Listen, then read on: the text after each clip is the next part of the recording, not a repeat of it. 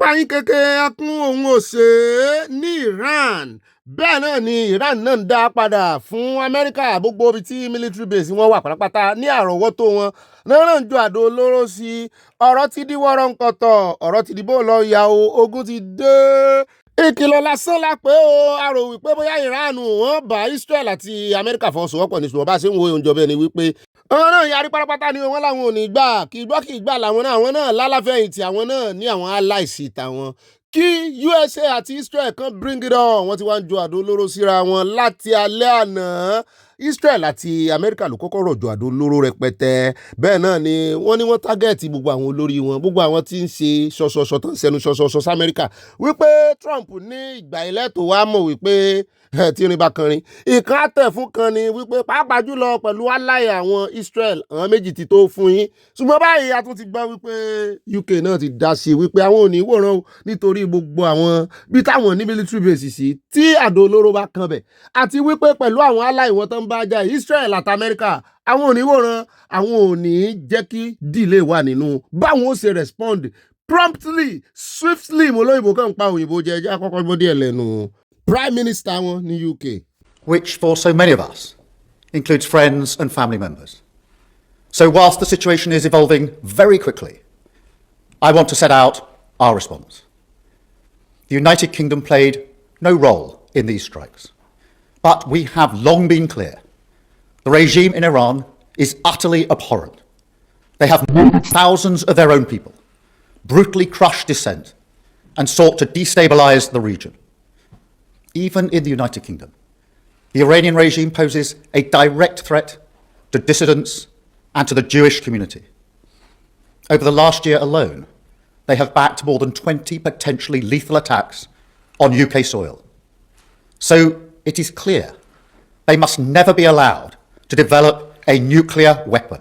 Ibi tá ń lọ gangan nìyẹn wọ́n ní kò sí kálọkámọ̀ ń bẹ̀ kò sí kọ́nukọ́ kò sí pé à ń fahàn bò ó wípé àwọn ò ní gbà kí Iran kan ní nuclear weapon gbogbo tẹ́ bá mọ̀ diplomacy tẹ́ bá mọ̀ play ẹ̀ gbogbo alátìlẹyìn yín ìbá ṣe China ìbá ṣe àwọn Russia wípé ẹ kó wọn mọ́ra ó ń jọ bẹ́ẹ̀ ni wípé ogun àgbáyé mi ṣé Nàìjíríà tiẹ̀ múra ẹja tiẹ̀ fi ti Nàìjíríà lẹ̀ à ń padà bọ̀ nítorí àmọ́ lọ̀rọ̀ tiwọn kò sí lára ẹ̀ràn ẹ ti gbọ́n tí military headquarter yín sọ ó ṣe ni láàánú fún Nàìjíríà àwọn náà tún ń ṣe agbèfọ́ba fún negotiation rehabilitation àwọn repentant Boko Haram. Ó dá ẹjẹ́ àtẹ̀síwájú lórí ọ̀rọ̀ yìí nítorí ọ̀pọ̀lọpọ̀ àwọn orílẹ̀-èdè náà ti ń fẹnu sí ọ̀rọ̀ ìbáyìí o. Wọ́n ní ìjọba Iran ìjọba Sátánì ni wọ́n ń pa àwọn èèyàn wọn ṣùgbọ́n ní Nàìjíríà àwọn mùsùlùmí alákatakítí ẹ̀mọ̀pẹ́yìn wọn náà máa wà. Wọ́n tiẹ̀ ní wọ́n fẹ́ mọ́ gbé flag jáde ṣùgbọ́n àwọn tó gbé jáde lọ́jọ́ sí nígbà tán rántí the fear of DSS àwọn àjọ ọ̀tẹlẹ̀múyẹ́ tó invite wọn lọ́jọ́ sí tán wọ́ọ̀nù wọn gidigidi wọn ni wọ́n kárí wọlé bí ẹran oníwo ìgbénu wọn ni wọ́n wá ń pòṣé nínú ìkarahun wọn ta ni ó ṣe náà bí òṣáájú olúwo ṣùgbọ́n kékeré lọ́rọ̀ tí wọ́n ṣe gẹ́gẹ́ mo ṣe sọ síwájú àti Dubai àti Qatar àti gbogbo ibi tí USA ní allies tán ní military base sí àwọn náà ti ju àdó olóró padà síbẹ̀ ṣùgbọ́n Trump ti padà sọ̀rọ̀ wípé òun ò ní mú ní kékeré o pé bring it on pé àmọ́ wo ẹ̀ńtọ́wọ́ rẹ̀ ó le lára ara wọn.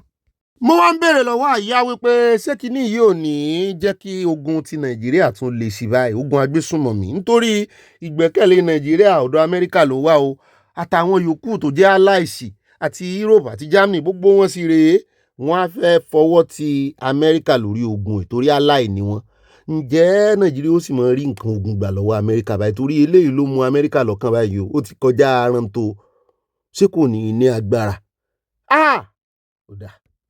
Àyà wa ń sọ fún mi pé ìyàwó òun sọ fóun wípé ṣé iṣẹ́ ọ̀rọ̀ Bíbélì ní í ṣe ìmúníta ìyàwó rẹ̀ ó ní ṣe mi ò mọ̀ mi Abọ́láńlé Ògúndọ́là ni pé wọ́n sọ wípé yóò le nígbà kan àwọn ará bíi alákatakítí wọn dìde lòdì sí àwọn bírẹ́dẹ̀nì wọn àwọn bírẹ́dẹ̀nì wọn náà ọwọ́ wọn ó le lára wọn wọn ó jọ fìmọ̀ ó jọ bí ẹni wípé òpin ti dé sí àwọn ará bíi òtúrí tó bá lọ jẹ́ wípé prọfẹ́sì inú Bíbélì ni ààyè kìrìsìtẹ́nì dà mọ́ mi jáde sọ́lá gbogbo ẹ̀yin onímọ̀ nínú ẹ̀kọ́ Bíbélì ó dé ẹjá tẹ̀síwájú ẹjá wá sí lókà ọ̀dọ̀ Ọ̀gbẹ́ni Ìbàdàn láti balẹ̀ ó sọ̀rọ̀ kan lọ́jọ́ sí àmẹ́yẹ́bọ̀lápò ni o torí headquarters náà sọ̀rọ̀ ẹ jẹ́ àkọ́kọ́ gbọ́rọ̀ lẹ́nu Ribadu ká tó wá lọ tààràtàrà lọ sí Aso Rock lọ́dọ̀ ààrẹ olódòdẹ níbi tó ti invite T.Y. Danjuma wọ́n láwọn Fúlàní tún ti ń ké wọ́n ti ń ké. What we call Tinubu gangs. Hundreds of bandits are killed every day. Tinubu gangs. You move everywhere in our own country today, free of fear. Tinubu gangs. Things are changing. These so-called Lakura or whatever you call them, they are making a mistake. Nobody ever dares Tinubu and win. Nobody. They have come at a wrong time. Nobody has ever defeated Tinubu. And you are going to be defeated. And we'll kick you out of Nigeria, one after the other. Kí ló ṣe kan náà àwọn ọ̀gá ológun tí ń fojú wọ́n wò pé lè kàn jánu ní kí ló mọ̀ Tinubu game látìgbà tó ti wá sọ̀rọ̀ ní last year ìwọ ò rí bí nǹkan ṣe ń bàjẹ́ sí láwọn ẹ̀ wá ní apariwo fáre olódòdẹ o àwa ń ti yín o ẹ̀yin ní tiwa o ẹ mọ̀ sọ ẹ gbogbo ọ̀rọ̀ tí ń jáde lẹ́nu Buhari lọ́jọ́ sí am for everybody am for nobody wọ́n ní kì í ṣe you are for Yorùbá wọ́n ní ká Yorùbá sóòótọ́ ọ̀rọ̀ fún yín be careful wọ́n ní ìṣọ́ra lògùn àgbà lọ́dọ̀ arákùnrin tẹ́ gbà ṣiṣẹ́ yìí wọ́n ní ìṣọ́ra lògùn àgbà wà ní sọ́jú bẹ́ẹ̀ lọ ṣùgbọ́n ẹja wá dé Aso Rock níbi tá a ti gbọ́ pé ààrẹ olódòdẹ invite officially T.Y. Danjuma mo ní bàbá ti dàgbà wọ́n ní bàbá manage lọ mú wọ́n ní ẹ̀kọ́ àwọn alábòsí yìí ó tún pọ̀ sí ni wọ́n ní kàn yin òkè kan máa sún lọ orí òbèsèrè náà kọ fún wọn kan sún sí korobá wọ́n ní àwọn fẹ́ fi wẹ̀ àwọn fẹ́ fi bóra ẹjẹ́ àkọ́kọ́ gbọ́n tí bàbá T.Y. Danjuma ń sọ lọ́jọ́ sí tó mú kàn Fúlàní mọ́ bínú. If you are depending on the armed forces to stop the killings, you will all die one by one. The armed forces are not neutral. They collude with the armed bandits. They kill people, kill Nigerians. They facilitate their movements. They cover them. Ọ̀rọ̀ tí bàbá yẹn sọ nìyẹn wọ́n sọ jù bẹ́ẹ̀ lọ nígbà tí Trump náà tún ti bẹ̀rẹ̀ sí strike àwọn ará bíi àwọn agbésùnmọ̀mí Nàìjíríà bàbá yìí tún ti sọ̀rọ̀ ẹjẹ́ àgbọ́ nínú ọ̀rọ̀ tán sọ. The name Middle Belt became a common vocabulary in the international vocabulary thanks to President Trump.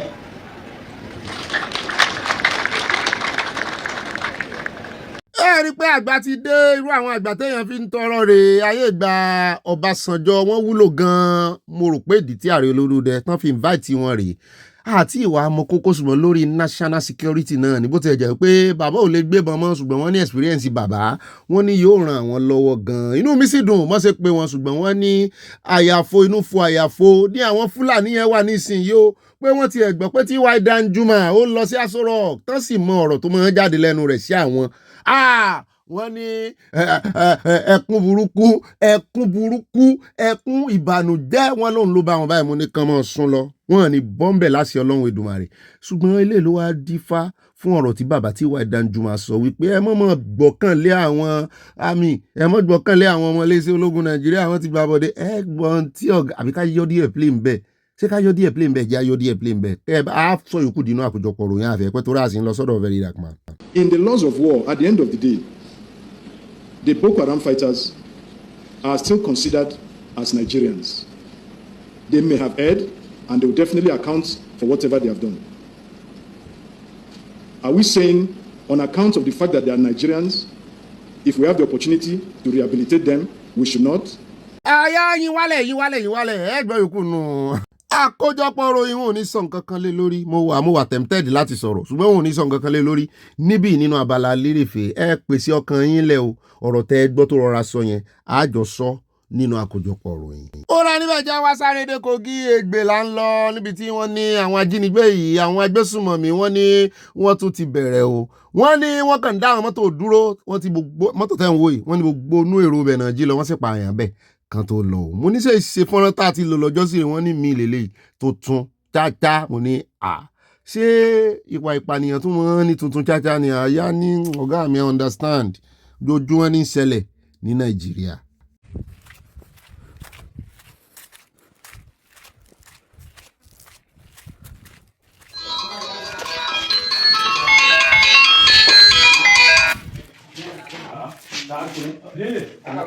ó lè jẹ́ kó bẹ́ẹ̀ yá wá dé Ọ̀yọ́ níbi tí mọ̀mọ́ yìí àwọn onímọ̀ mọ̀mọ́ tó dàgbà tán mọ̀ tán níbi tí wọ́n ti kanu sí máìkì pé àwọn fẹ́ gba Aláàfin àti ọba àgọ́ ọjà àwọn fẹ́ gbà wọ́n nímọ̀ràn torí n tó dájà lẹ̀ láàrin àwọn baba ńlá wọn pé kọ́mọ́ fààyè gbà kó tún dájà lẹ̀ láàrin wọn o àwọn ọmọ méjèèjì tó wà lórí àpèrè pé obìnrin ló dájà lẹ̀ láàrin baba ńlá wọn onímọ̀mọ́ yóò sì yẹ ibẹ̀ sí mẹ́nu lọ́rọ̀ àgbà òní tán lórílẹ̀ àṣọbìnrin ló ń jẹ́ aládìkú ládé Aláàfin ò ládé wọ́n ní adé aládìkú lágbàfà Aláàfin àṣé ìyàwó ọba àgọ́ ọjà ní jẹ́ aládìkú àṣé wọn lálàáfin ń bá Aláàfin ọjọ́ sí ni o kì í sọ̀rọ̀ adé o ká mọ̀ ńlá o ẹ̀jẹ̀ àgbọ̀.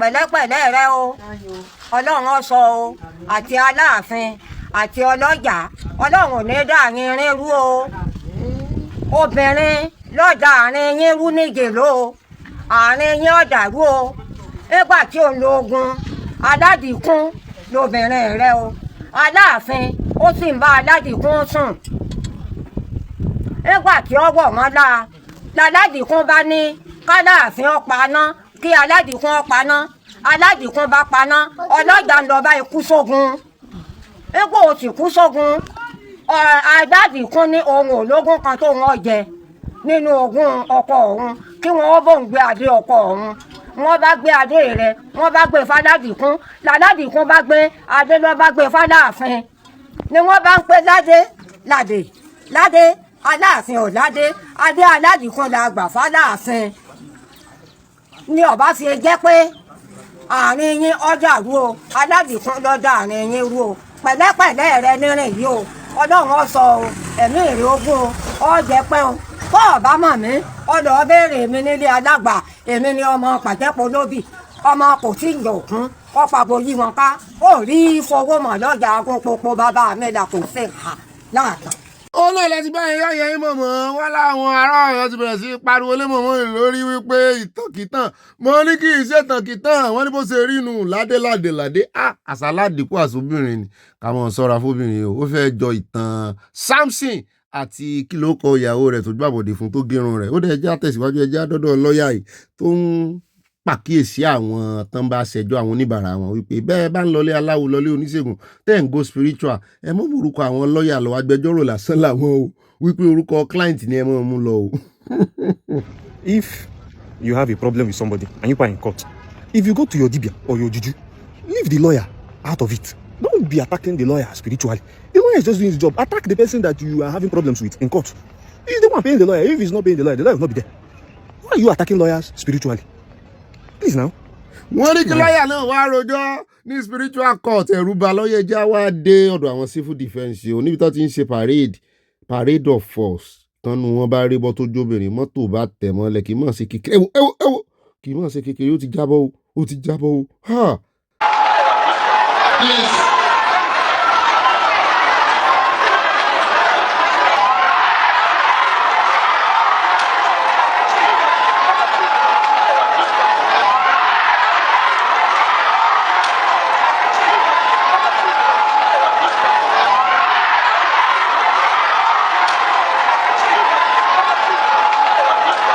kọ́ ló mọ̀ sọ wá o mo rántí kan náà àwọn ọlọ́pàá tó ṣe bẹ́ẹ̀ jábọ́ lọ́jọ́ sí wọ́n ń sáré wọ́n ń ṣe bí àwọn èèyàn ò tiẹ̀ ṣe pàréèdì ṣùgbọ́n ó ń jọ bẹ́ẹ̀ ni wípé àwọn náà ń ṣe gàràgàrà níwájú ìkan náà àwọn ọ̀gá wọn tí ń bọ̀ nìyí náà bá jábọ́ ẹ wò ọlọ́mọ sọ ẹja kò ń bẹ já dọ́dọ̀ ìkan náà àwọn former senator tó ń sọ̀rọ̀ nípa Sowore wípé ẹni kò mọ ẹni mọ òkò ẹni Ṣàngó bá tójú ẹ̀ wọlé kò dé ìbọn bọ́ba kò sọ ẹni tí ò bá mọ Sowore nínú ẹ̀yin olórí Nàìjíríà wípé ẹ ṣetán.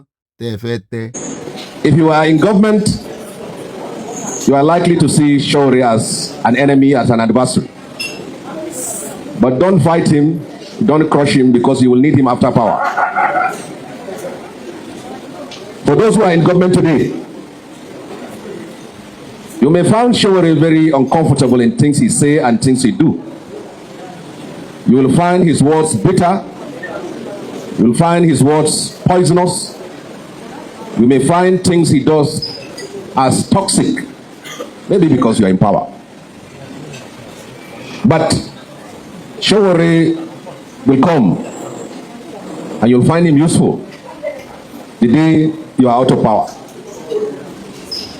When people are in power, they forget that the position they are occupying is temporary. They forget that the authority they are exercising is ephemeral. They forget that tomorrow will come. Bola Tinubu is not a man anybody will sit here and denigrate. I know him very well, and I know that none of those parading themselves at ADC has 20% of his intelligence. Talk less of his experience. Okay, Talk well, less of his... I don't know where the statistics I am saying that. percentage No. is Take coming me to court. I will defend it. I know what I'm saying. Okay. I know quite a lot of them. Don't know Tinubu. I knew Tinubu in the household of MKO Abiola. Okay. Where were you? That's fine. I was the chief. I was a press officer to MKO Abiola. That's fine. When Tinubu did not enter politics. It's okay. So if it is respect, I would be the first to respect Tinubu because we have a history. That's so good. don't come here and give me literature about what you know about Can Tinubu I then make my between point? you and me. Go Can I and then ask make him. my point? He knows me first before you. I don't care. That's not the issue. So The please issue here don't is come that- with stories the issue about here- Tinubu. The issue here is that Excuse me. your principal that you represent, you don't know him well enough. But that's not the point. The point is that's He involved in his life. He had intel.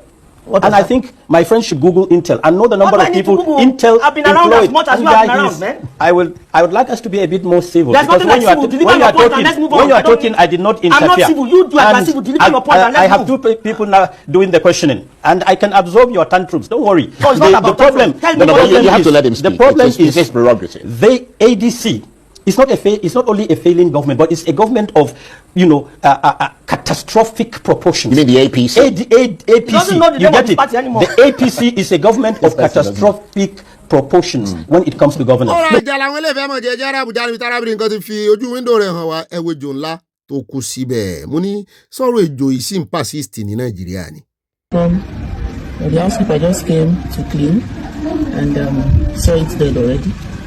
Thank God. It should have entered the house and it should have been a different story, but God is in His infinite mercy. ọlọ́run nínú àánú rẹ̀ ni ó adúpẹ́ lọ́wọ́ ọlọ́run obìnrin ìbá fojú kan ọmọ kékeré àgbàlagbà gan yọ pa ẹjẹ́ wá tẹ̀síwájú ẹjẹ́ àdọ́dọ̀ ọmọbìnrin tí ọ̀rọ̀ ń jà lórí ọ̀rọ̀ rẹ̀ látàná yìí King Mushi wọ́n ní ó ti tọrọ ìdáríjìn ẹ̀ṣẹ̀ lọ́wọ́ ọba Ọ̀ọ̀ni wa ẹjẹ́ àwòwò sì tọrọ ìdáríjìn ẹ̀ṣẹ̀ ó ń jọ bẹ́ẹ̀ ni pé ó tún bu petrol sí iná ni o. Just like my child.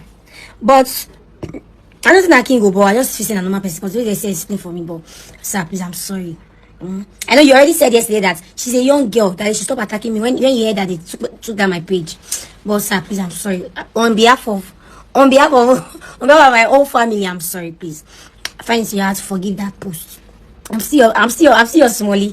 Thank you, sir. òun náà lẹ́ti gbọ́ yẹn lẹ́lẹ́ fi hàn wípé ó gọ̀ ó fẹnu ọ̀ra ọ̀pọ̀lọpọ̀ àwọn ọmọ jẹ́nsí òde òní wọ́n gọ̀ wọ́n fẹnu ọ̀ra kò ní nọ́mbà ọba o ẹlòmíì ni o kò ní nọ́mbà ọba kan wò wípé fílẹ̀ ọmọ kékeré ní í ṣe ṣùgbọ́n àwọn ìgbìmọ̀ ní Ifẹ̀ lótùúfẹ̀ wọ́n ti ní àwọn ò ní wọ̀rọ̀ ìràn bọ́bọ̀ ọba gbé bó ṣe yẹ kó kan gbé lójú àwọn wọn láwọn ò gbé jù bẹ́ẹ̀ lọ mo ní go on ẹgbẹ́ ṣùgbọ́n ṣàdédé la gbọ́ tán jíṣẹ́ fún wọn wípé wọ́n mọ̀ ló ti mu ipo wọn ló ti kú mo ní ṣeré gélé ni wọ́n ní lórí TikTok ní ẹ̀ láìfo ẹ̀ ló ti mu ipo ní Ọ̀gbẹ́ni Vedakman náà ló náà bá tẹ̀síwájú ló náà bá rí mu ipo wọ́n ń ṣe àṣẹyìndé ti Vedakman lọ́wọ́lọ́wọ́ báyìí mo ní ṣe content làwọn ará bíi sì ń fi kíní ṣe wá gbéra rẹ sínú pósí oníkànrè ìsìn ọ wípé ẹ tí ì parí ìjà yín láyé pé ẹ rè parí ẹ lọ́run àwọn èèyàn ti wá ń mú ipo lọ ṣeré lórí àgbàgbé ṣé kọ́ńtẹ́ǹtì lélẹ́yẹ ẹ̀yin ọmọ sìn ẹ sì wá rí báyìí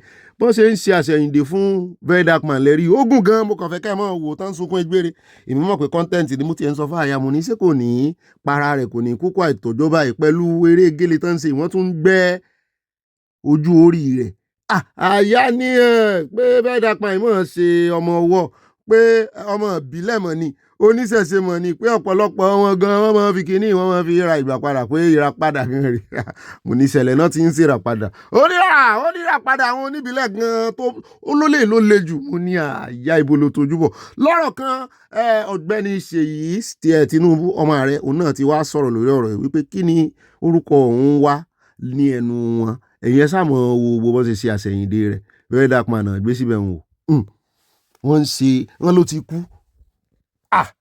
mo ní irú kọ́ńtẹ́ǹtì wò lélẹ́ ẹjẹ́ amọ́rọ̀ ṣe yìí pọ̀n jàre mi ò tiẹ̀ fẹ́ mọ́ wo gbogbo òsì tán ṣe yìí ó rẹjà kankan díẹ̀ nú ọ̀rọ̀ Ṣèyí Tinubu ó ní deliberately wọ́n fẹ́ bá òun lórúkọ jẹ́ ni drama tó ń ṣẹlẹ̀ láàrin King Michi àti Ọ̀gbẹ́ni VDM ó summarize ẹ̀ nítorí ogun díẹ̀ ó ní function ló ń ti pàdé ẹ̀tàn ti mú ọmọbìnrin yẹn wá bá òun pé ìta gbangba publicly ló ń ti fún lówó tó ń ràn lọ́wọ́ pé nígbà tí wọ́n máa get back sóun lẹ́lẹ́kejì wípé wọ́n ní wọ́n fẹ́ wá ṣe meeting pẹ̀lú òun nítorí wípé owó tó ń fún òun ó fẹ́ fún Ṣèyí ní update bó ń ṣe ná àtàwọn tó ń fi ràn lọ́wọ́ ló ń bá ní kò ní ìdí wọn ló ní ìdí ṣùgbọ́n ara àwọn ò dára àwọn ò lé láti gbà náà àwọn ò tí ì ríra publicly ni kò sí nǹkan kan tó ní í ṣe pẹ̀lú wípé ó wà hidden pé kí ló wá dé tán mú orúkọ òun mẹ́nu wípé òun tiẹ̀ ti ń wo federal plan tipẹ́tipẹ́ pé ó ti ń wọ opportunity láti bà tó ń jẹ́ pé ọ̀bùn ríkú ọkọ̀ ti ràn mọ́ ni wípé ó fẹ́ lo chance láti fi ṣe controversy fún òun wípé tó wá lọ ń dárúkọ òun wípé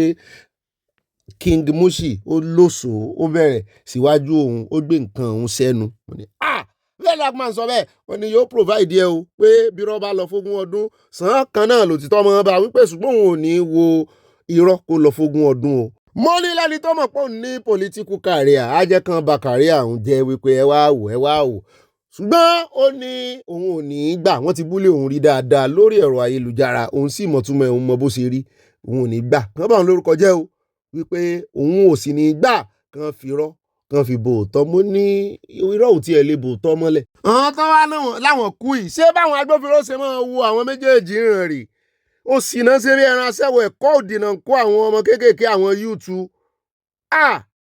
ṣe rí àwọn ọmọ ọ̀sìn yìí ó ní agbára tó yẹ kán tẹjú bọ̀ kán ranjú mọ́ wọn ranjú mọ́ àwọn agbésùnmọ̀mí ń pa lọ́tún lọ́sì ẹ wá wo nǹkan fi ń kọ́ sí distraction.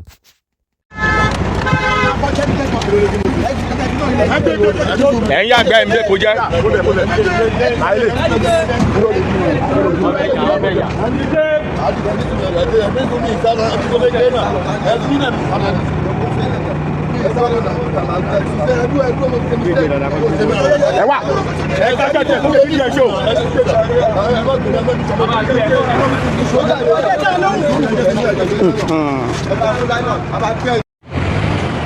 àwọn eléyìí gidi ẹ̀ ní Èkó náà ń pe bí ẹ̀rí bó ṣe lóṣù síbẹ̀ yẹn orí míkímí náà ti mú wọn ní bẹ́ẹ̀yàn bá pẹ́ lórí míkímí èsìkéèsì amọ̀kùnrin èsìkéèsì bá ń bẹ̀ ó sì jókòó rẹ́gẹ̀dẹ̀ síbẹ̀ ó sì ń àwọn tó ń bè kò jẹ́rìí torí pé ó jálẹ̀ wọ́n lọ ti ń rèdí wọn káàkiri báyìí ẹ̀rí ọmọkùnrin wà lóṣù síbẹ̀ wọ́n ti ẹ̀jẹ̀ onúdìí mo láìkí wọ́n ṣe gbé wọ kinní nù kórè fèsì lọ kórè fèsì lọ ẹ mọ̀jẹ̀ onúdìí o irú ránmọ̀ránmọ̀ wo nìyẹn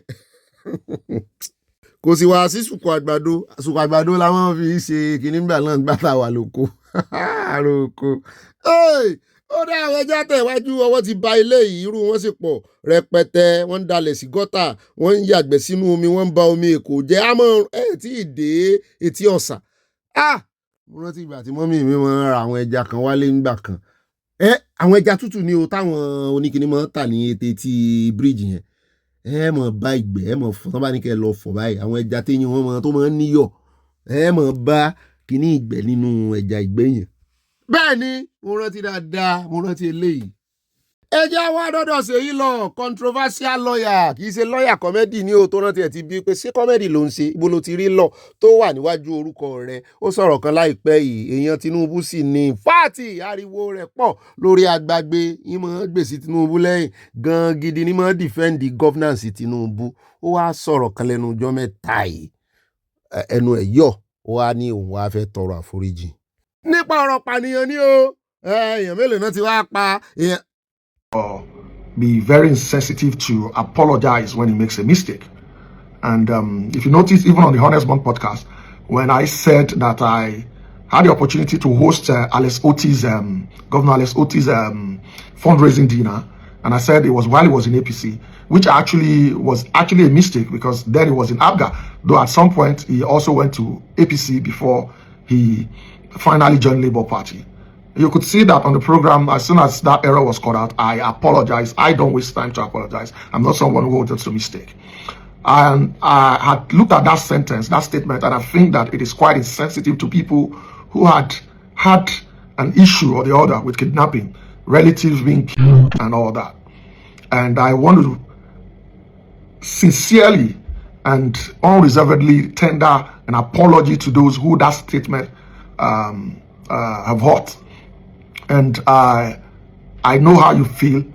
I believe that statement is very, very insensitive, even though that wasn't what I was trying to say.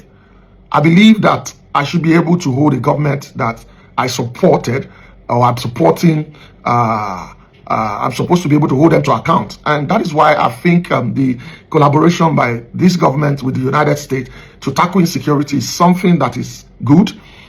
And the fact that this government has given the military the highest budget ever, even though it is not enough, because I'd interacted with our military personnel and I know what they're going through, and I don't want their efforts to look like they're not doing anything. Oh no, let's go yo bá lọ lọ́bọ̀ wọ́n ní bọ́mọdé bá ti mẹ̀sẹ̀ lẹ́sẹ̀ kò ní pẹ́ lórí ìkúnlẹ̀ ẹjẹ́ kò ń bẹ inú Èkó náà láṣìwọ̀ ẹja dé ilé ẹjọ́ á rí bàbá Fálànà ilé ẹjọ́ ọ̀rọ̀ kan ṣẹlẹ̀ lórí ọ̀rọ̀ ti Owódé market. Bàbá Fálànà ni àwọn ará bí ìgbà gẹ́gẹ́ bí lọ́ọ̀yà wọn agbẹjọ́rò wọn mọ̀ ní ẹ lówó láwọ́ gan wọn ni bàbá yẹn máa ń ṣàánú ìgbà tó wá délé ẹjọ́ lórí ẹjọ́ iná wọn ni wọ́n tiẹ̀ ti ń bẹjọ́ lọ ní bàbá Fálànà bá gbójú òkè ní pé adájọ́ tó preside lórí ẹjọ́ yìí ẹni táwọn gbẹ́jọ́ ẹ̀ wà tá làwọn gbẹ́jọ́ lòdì sí ṣe bí gọ́vnà Èkó ni àti ìpínlẹ̀ Èkó àwòrán rẹ̀ làwọn ń wò ní àtàrí adájọ́ yìí mo ní normally ó yẹ kó wà ń bẹ̀ wọ́n ní kán gbé kó ń bẹ̀ wọ́n ní lóòrèkóòrè làwọn máa ń wá bí láti wá ṣẹjọ́ ẹ gbé àwòrán rẹ̀ kó ń bẹ̀ mo wá ní ṣé bàbá lẹ́tọ̀ọ́ àti sọ bẹ́ẹ̀ ẹ gbọ́ ẹ̀yin agbẹjọ́rò dà wọ́n ní kán gbé àwòrán gọ́ọ̀mẹ̀ntì kó ń bẹ̀ wọ́n ní logo Lagos ti tó nítorí òun làwọn wá kojú nílé ẹjọ́ kí làwòrán rẹ̀ ń ṣe ń bẹ̀ pé yóò dàbí ẹni wípé contempt ló jẹ́ sí àwọn tí wọ́n fi yà jẹ tán sì wà gbẹ́jọ́ lòdì sí ẹ jẹ́ agbọ́ bí bàbá ṣe sọ o. It shouldn't be so. Once you have the logo of the Lagos state government, that's sufficient, because we sue the government from time to time. And in this particular case, we are challenging the CFO, Certificate of Occupancy, issued to a local SCDA, while this case was already pending. Àwọn olówó sọ pupa yìí àti kúrò lọ́dọ̀ bàbá Fẹ́mi Fálànà wọ́n ní Saguru Maraji ló kàn sí bàbá Sunday Igboho ńlé o bẹ́ẹ̀ náà ni ọ̀rọ̀ kan tí bàbá sọ nínú ìfọ̀rọ̀wérọ̀ kan lẹ́nujọ́ mẹ́ta ó ti ń já rìnrìn àwọn èèyàn tí ń kó jẹ wọ́n ní ẹ̀sìn wo gan ni bàbá Sunday Igboho ń ṣe bàbá ní Kristẹni làwọn ṣùgbọ́n ọmọ babaláwo làwọn àwọn ń ṣoògùn ní tàwọn o náà ọmọ Nàìjíríà bá gbé wípé two-way factor kò ní tí fi ń ṣèyàn méjì náà sì ṣe ó kù kan mẹ́ta lọ kan ṣùgbọ́n bàbá ti ní Kristẹni làwọn gbójú kò ń bẹ wọn náà délé bóògùn ni wọn jogún gbogbo òwe ògùn tó ń jogún ṣé kàn án jùnú ni ẹ̀yin ìbò lè ṣe rí báyìí túlétúlé tọwọ́ bòkù lójú. Ó dá ẹjẹ́ àwọn ohun tí ó ṣẹlẹ̀ ní ilé bàbá Sunday Igboho nígbà tí bàbá Guru Maraji tí wọ́n kàn sí wọn sì mọ̀ pé bàbá yìí náà wà lára àwọn tí wọ́n ṣe agbèfọ̀bà fún bàbá wa nígbà tí wọ́n sì wà lẹ́yìn odi tán sọ fún ààrẹ olódò rẹ̀ wípé kàn fi bàbá Sunday Igboho lẹ̀. Ọmọ pé èyí tí bàbá ṣe lé ní ọjọ́ lójú ó dẹ̀ mórí mi wú kan ó jẹ́ kí n mọ̀ pé ẹ̀ka mọ̀ sí dáadáa ó jẹ́ kí n mọ̀ pé ìran Yorùbá ìran tó dà mí Yorùbá máa ń mú orí kan ọ̀rọ̀ tí bàbá fẹ́ lé yẹn nígbà tí bàbá rán mi sí pé ọlọ́kọ̀ kẹ́ bàbá yàrá ìjà láti lọ bàbá sọ fún mi pé àtúndì wọn níta wọn níta ló pẹ̀lú níta ọ̀rẹ́ mi Mọ̀rájì yẹn àwọn fẹ́ lọ sórí ilẹ̀ rẹ̀ wọ́n lọ gbalẹ̀ rẹ̀ wọ́n pé fẹ́ǹsì lọ́bẹ̀ wọ́n ní lọ sí ẹ̀ǹsì kọlọ́ba fún mi kíá kọlọ́ ọmọ tó ṣẹlẹ̀ wọn lọ bá bàbá Mọ̀rájì bàbá pè mí bàbá ní àwọn tó fún ní nọ́mbà ẹ̀ ló máa tẹ̀ sí bàbá pè mí ọlọ́ bá bàbá kí ló ṣẹlẹ̀ wọ́n ṣàlàyé fún mi síbẹ̀ lẹ́ni lẹ́yìn ọ̀lẹ́ni àwọn ènìyàn kí láwọn àwọn ọ̀sẹ̀ débẹ̀ àbá ẹni kẹ́kọ̀ọ́ lè gbà wọ́n rí pé àwọn tó fẹ́ gbalẹ̀ àwọn ajagun gbalẹ̀ ni nígbà tí wọ́n tún gbalẹ̀ tán wọ́n tà fún Haúsá kan ẹni àgbàlẹ̀ bàbá wa tẹ́lẹ̀ àwọn àtàwọn Haúsá náà tó rẹ̀ kọ̀dà ìwà tó fẹ́ pé Ọlọ́run fún wa ṣe wọ́n ní bàbá ẹ̀rà blọọ̀kù ẹ̀jẹ̀ ká sífẹ́ǹsì kẹ́ múlẹ̀ mọ́ bí sílẹ̀ yìí kẹ́ mọ́ ara ọgbà yín àdẹ̀dẹ̀ pé Ọlọ́run bó bàbá láti bàbá ra blọọ̀kù sífẹ́ǹsì ọba tó ní tọ́lọ̀ gbà yín káàkó ní kò lọ́dọ̀ yìí kò sí àdúrà sí ọmọ sí bàbá ìpè bàbá ọlọ́dẹ àárín pẹ́ lọ ọlọ́dẹ àárín pẹ́ ọlọ́dẹ àwọn tó yọ láyé tí wọ́n ń tì í lẹ́yìn tí wọ́n ń dà fún láti dá agbára Yorùbá padà kò ní kò lọ́dọ̀ yìí láéláé torí pé àwọn kan ní wọ́n ń ṣe bẹ́ẹ̀ àwọn ẹ̀mí àìrí kan ní wọ́n wà pẹ̀lú pé agbára Yorùbá ò gbọdọ̀ lọ lọ́wọ́ fi ẹ̀yìn níbi ẹ̀fẹ́ mọ́ sáré mọ́ pariwo nípa Yorùbá pé Yorùbá ò gbọdọ̀ pa wọn agbára Yorùbá ò dẹ̀ gbọdọ̀ lọ àwọn tó ń tì í lẹ́yìn nípa bẹ́ẹ̀ ẹ̀wọ̀n ní padà lẹ́yìn ọba tó ní yóò dùn tì í sí mo dúpẹ́ bàbá. ó rà àfẹ́ pẹ́ńbẹ́ o ṣe ti rí iyì fúláwà bàbá àti fúláwà sá ọlọ́run ó kàn sáà pinra ìyẹlẹyẹlẹ ó fira ẹ̀ hàn oníkálukú yẹlẹyẹlẹ tó bá wo oníkálukú ni kò ṣe ká ti gbára wa pẹ̀lú ìfẹ́ bá gbé fúláwà ò bá gbé omi ò bá gbé àná ìtìn ìwọ ò bá gbé àgé tó fẹ́ rè kírun èèyàn kan ìbá sì gbé igbá tàbí apẹ tó fẹ́ rè rúbọ rẹ̀ ìfẹ́ ni ẹ jẹ́ á fi lò ìdà ìbọn nǹkan ogun ní kẹ́ ẹ mọ̀ jẹ́ ká mọ̀ lò kọjú síra wa bàbá tiẹ̀ wá lò kí gbogbo wa ká fọwọ́sowọ́pọ̀ ká lò lòdì sí àwọn ọ̀tá ni o. Oftentimes that this kind of gesture will be shared by Tinubu in the spirit of Ramadan. Aside Ramadan, he's been sharing this for almost 5 years now, and perhaps he has over 30,000 of this, or perhaps more than this, to share to the citizens of Nigeria, and it will be shared across Nigeria. It's not only in the southwest; it will be shared in the north and southern part of Nigeria. Thank you, Tinubu. God bless you.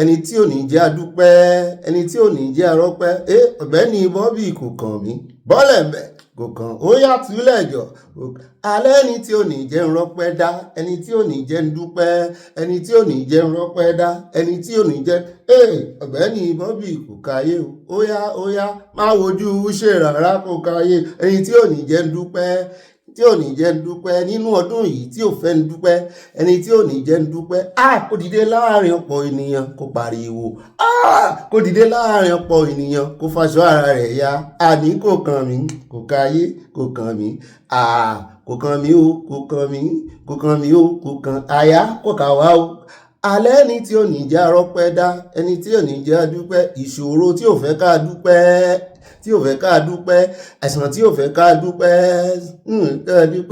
àìní tí ò fẹ́ ká dúpẹ́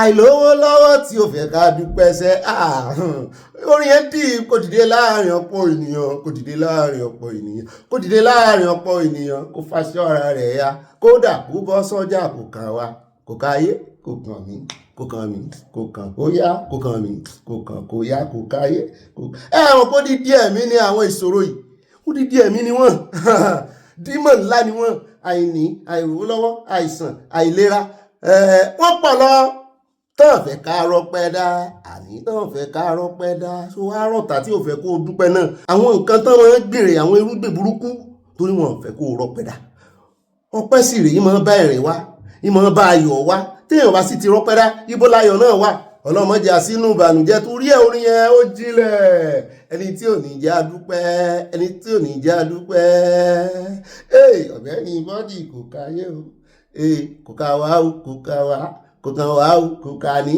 kò kàn wá o àwa ò dẹ̀wojú ṣe kò kàn wá àwọn ojú ṣe ìṣòro kankan ẹni tí ò ní jẹ́ adúpẹ́ sẹ́ kọ́pẹ́ wá tètè dé kó dìde láàrin ọ̀pọ̀ ènìyàn kó dìde láàrin ọ̀pọ̀ ènìyàn kó dìde láàrin ọ̀pọ̀ ènìyàn kó faṣọ ara rẹ̀ ya kódà kó já sí o kò kàn wá kò káyé kò kàn wá kò káyé kò kàn wá o kò káyé kò kàn wá o kò káyé kò kàn wá kò kàn wá mo ń ju ẹsẹ̀ yẹn láti sàlẹ̀ mo bó ṣe ń ju ẹsẹ̀ yẹn gbogbo ọ̀nà tí wọ́n bá wọn fi gbá lẹ́sẹ̀ wọn fi gbá ń blò tí ó fi dìde tí ó jara rẹ̀ o bó ṣe jánu o nínú ẹ̀mí mo wọnú ẹ̀mí lẹ́ ń bá rí mi inú ẹ̀mí dáadáa yóò mọ̀ pé a tún ti jagun ṣẹ́gun kan nù àwa ti fayọ̀ bó ṣe rí nu ó jẹ́ dúpẹ́ ní gbogbo kọ̀ǹdíṣàn tó bá wà gbogbo pọ́blẹ́mù tó rò pé ó ju ipá rẹ lọ pa ọlọ́nkà ó dá o ibà ipa ọlọ́nkà náà rẹ o ibà kò kà wá kò káyé ibà àwa ó dúpẹ́ àwọn ó sọpẹ́ torí májẹ̀mú tá a bọ́ lọ́nda nídìílé aláyọ̀ ire o torí ẹ̀ la ṣe ń rí ayọ̀ rẹpẹtẹ táyọ̀ wa ń kún sí i tí ò sì ní pẹ̀lú láti ọlọ́yọ̀dúnmọ́ rẹ̀ happy weekend to you bàbá wa lọ́jọ́ ìbí atúnkì yín lẹ́ẹ̀kan sí o ìgbà ọdún kan bàbá wa dé sí náà 70+ pẹ́ bí pẹ́pẹ́ ṣe ń pẹ́ pẹ́ bí olúbọ̀bọ̀ tìrìbọ̀ pẹ́ bí olúpẹ́pẹ́ kò sí bí àti mo ní padà rí kọ́ àwọn àyájọ́ ọ̀rọ̀ yìí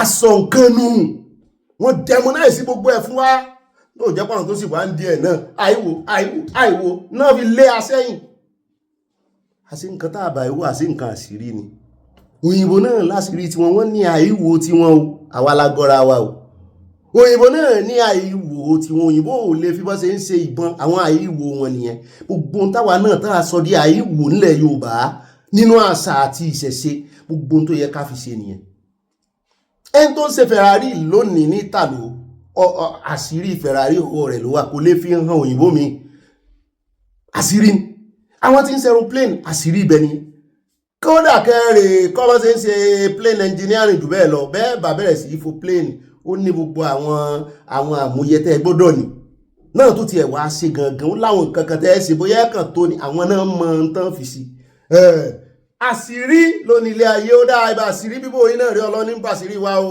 ṣùgbọ́n adúpẹ́ táwa ò kọrin bàbíyá làṣírí ààbò bàbíyá làṣí àwọn tí ń kọ́ àwọn àlùmọ̀jèrì àwọn agbésùnmọ̀mí á láti ṣọ́ra gan o a ní láti ṣọ́ra gan o kì í ṣeré kì í ṣàwàdà mọ́ ìròyìn tó ní ẹ bá ń fọkàn gbé o seriousness ibà seriousness iná rè èbó iná ni èmi náà ní ibà ọ̀rọ̀ kí bọ̀rọ̀ rè ibà rè gẹ́nìgẹ́nì tíkú mi àtíkú ìwọ̀n ó ṣe ṣe mí lónìí ẹ bá mi fẹ́ náà ni ayọ̀ mi kún tíkú mi àtíkú ìrìn gẹ́nìgẹ́nì bẹ́ẹ̀ náà lẹ́lẹ̀ pè mí ní ibà sàn láàrin ajé ní múni pẹ̀kọ̀rọ̀pẹ̀kọ̀rọ̀ bọ́ọ̀ bá wa ti kófìrí ẹni tí òrìn sàn pẹ̀lú rẹ̀ ìsọmọdé ìsàgbà ìsọkùnrin ìsọbìnrin ìsúnílé ìsàlejò ìṣe ẹni tó súnmọ́ pẹ́kípẹ́kí jọ mọ́ sí mistake rìn sàn pẹ̀lú rẹ̀ tòró náà rìn sàn pẹ̀lú rẹ̀ ní tó bá gbé wá ní kó gbé fún ọwọ́ tó bá yọ ní kó bá yọ ìwà tó bá wù sí ọ ní kó wù sí ní tán pè ní àyíníkì àti àyínípadà nìyẹn ṣùgbọ́n bó bá rìn sàn pẹ̀lú rẹ̀ bí wọ́n bá rè ṣe mistake tàbí tó ọmọ ọmọ tó rè ṣe kọ̀lọ̀kọ́lọ̀ tó ń gbẹ bùrù tó ń gba ẹkọrọ wo ọgbàlẹ́sí mọ́níyà ṣùgbọ́n kọ́ ọmọ bá gbàlẹ́sí mọ́níyà rí gbàlẹ́sí mọ́nàtà number 1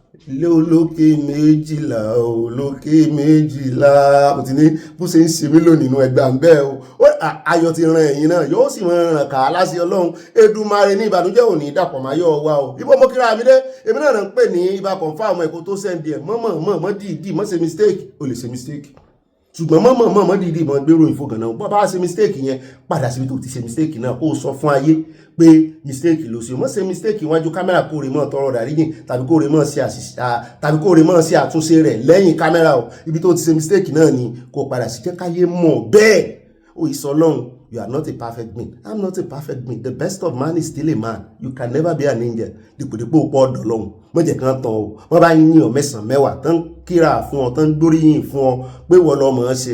Ọmọ nǹkan kan ṣe o. Ọ̀rá àánú gbà ni o. Ibà ara àánú gbà yín náà rèé ibà pọ́ọ̀tì ẹ̀ ibà inú mi dùn ayọ̀ mi kún. Èmi náà ní ibà ọ̀pàpà parada níbi tá àyà ti ń parada tí ń dọ̀gá rẹ̀ parada dá ìyanu abala comment section abẹ́lẹ̀ yẹn olólùfẹ́ wa ibà ọ̀pá kọ́kọ́ àwọn òpin kọ́kọ́ àwọn 316 ibà ẹ̀mí ọ̀gá ọkọ̀ ẹlẹ́yà èmi náà ní ibà ìbọ̀bọ̀ kì í bọ̀bọ̀ ibà kà síwájú ẹ tún lè pè mí ní ibà àlẹ̀jẹ́lì ibà rìpọ̀tẹ́lì gbogbo tẹ́ ẹ bá gbọ́ lórí ìkànnì kí ni rìpọ̀tẹ́lì àlẹ̀jẹ́lì ní àwọn òtàbùkù èèyàn kankan ọmọ rè gbọ́ orin àti ọ̀rọ̀ bàá mi Gbénga Débóyè kọ́lọ́mbà fọ̀rùn kẹwọn ni mo ṣe máa fẹ́ ṣe bí wọn tẹ́mi náà máa fẹ́ dábí ẹdun kí n rọ̀ bí òwe kẹ́mi náà máa fẹ́ fi ṣe alliteration tí bá ń sọ Yorùbá wọn ò gbọ́ dópẹ̀ nínú Yorùbá ṣùgbọ́n ìwọ̀n bá tí mo gbọ́ mo kára mọ́ ẹ̀ bẹ́ẹ̀ náà ni mo fakọ sí mo gara pẹ̀lú kéékèèké tí mo gbọ́. adúpẹ́ lọ́wọ́ Ọlọ́run bàbá tó jẹ́ kí akálò ló wa kó lè pe bàbá nítorí pé ẹni abálábà náà ní bàbá Ọlọ́run ní bàbá tó ju bàbá ńlá bàbá tó tó bàbá tutù bàbá tó ju bàbá ńlá bàbá tó ju bàbá ẹlòmíì tó ju gbogbo bàbá àgbáyé Ọlọ́run ní jẹ́bẹ́ o akíra àti kábíyèsí wọ́n nìkan ní káàdì ọ̀ sí o àyàn agẹ̀ọ́ akíọ́ àyàn àtùọ́ àmọ̀rírì rẹ̀ àgbé òṣùbà ńlára padà fún ọ bẹ́ẹ̀ ni mo mọ rírì gbogbo ẹ̀yin èèyàn mi ẹ̀yin mọ̀mọ́ ẹ̀yin bàbá ẹ̀yin ìyàwó mi especially ó dá owó náà abala ilé aláyọ̀ tòní àmọ́ mú àkórí ìròyìn kọ̀ọ̀kan ìjèjì gbogbo eléyìí tá a bá pàdé inú Abala Lerefe ayọjú lójú fèrèsé ní o bí ìgbà téèyàn bá yọjú lójú wíńdò tó fẹ́ da ìtọ̀ ìdájí ẹ̀ ń bá ti gbélé investment fèsì tó gbé lábúlé bá a ṣe mọ́ dànù àwa mọ́ gbẹnu wọlé ní ìsìn níbi tá a ti mọ́ dàmú tútù wájú tá a ti tẹ̀lẹ̀ tútù alákọ̀ọ́kọ́ ń bẹ̀ ìròyìn tòní ẹ̀wọ̀n bá fọkàn balẹ̀ ó síríọ̀sì o gbogbo tá a mọ́ gbọ́ lókèèrè tẹ́lẹ̀ ó ti kàn mọ̀kànmọ̀kàn lóye kan o gbogbo ìkìlọ̀ tá a ṣe fún ọ ó ti ń jágbọ́n lójú o jẹ́ mọ̀ wípé gómìnà Bauchi ó ti jáde ó rè báàrí olódò rẹ láwọn èèyàn bá ń fẹnu ko etí ara wọn wípé kí ló rè ṣe mbẹ́sọ̀ náà fẹ́ defect mo ní nínú ẹgbẹ́ PDP ló sì wá ṣe bí wọ́n ti ẹ̀sẹ̀ dá wọn láre nílé ẹjọ́ kóòtù ńbàdàn lánàá ni tán sọ wípé àwọn ò recognize Fáṣọ̀rántì Wike Fásánti Turaki tó ń wà lábẹ́ àbúradà rẹ̀ náà recognize mo ní táìmù ìláyọ̀ rẹ̀ kún inú rẹ̀ dùn mi ò rò pé defection lórí ìbólódó dẹ̀ sí làyà bá ní ọ̀gá mi ìròyìn tó lé lórí ìbá olódó dẹ̀ sí mo ní kí lórí mo ní sí àwò gbèsè alétí ó ló sọ wípé 10,000 Boko Haram wọ́n ti wọ̀lú.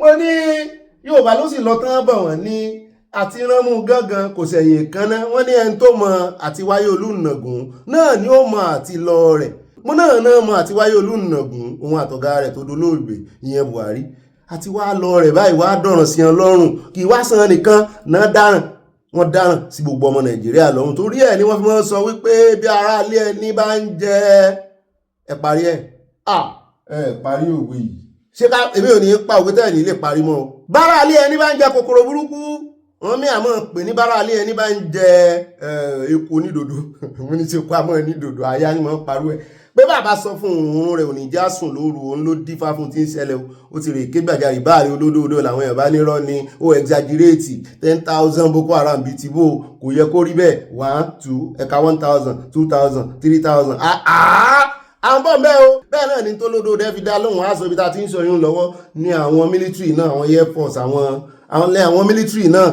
náà bá dáhùn sí ọ̀rọ̀ yìí wọ́n ní gbogbo ìgbésẹ̀ ló ti wà ńlẹ̀ láti dóòlà kìíní pé táwọn èèyàn bá lè mọ sọ̀rọ̀ agbésùmọ̀mí wọn ní ráyè láàrin wa bẹ́ẹ̀ náà ni wọ́n ń pàrọwà sí àwọn tó ń bínú wípé kí ló dé tí wọ́n gba USA láyè àwọn náà wá ń ṣe láláì múnísẹ́ nídìí àlàyé ni wọ́n ní US military support not abnormal say DHQ kankan náà wá fi kún tó ń ka àwọn ọmọ èèyàn lóminú nígbà tán bí wọ́n wípé gbogbo negotiation tẹ́rí tí wọ́n ń ṣe pé wọ́n ń gbàbọ̀dé fún yín ni wọ́n fi ń pa yín lára ni gbogbo àwọn subnational àwọn state àwọn ìpínlẹ̀ tí wọ́n ń tọwọ́ bọ negotiation pẹ̀lú àwọn Boko Haram àwọn ISWAP àwọn agbésùmọ̀mí àwọn òsì ran yín ó ní ẹ sọ̀rọ̀ sí wọ́n ní constitution power àwọn òdì bẹ́ẹ̀ o pé àwọn ìpínlẹ̀ gbogbo ìpínlẹ̀ ló ní agbára láti ṣètò olú rẹ̀ gọ́ọ̀mẹ̀ntì federal government làwọn bá tò làyà bá ní ọ̀gá mi ṣé ká gbà wọ́n yànjú kan náà dá military state military lẹ́nu náà jẹ́ pé wọ́n fẹ́ dá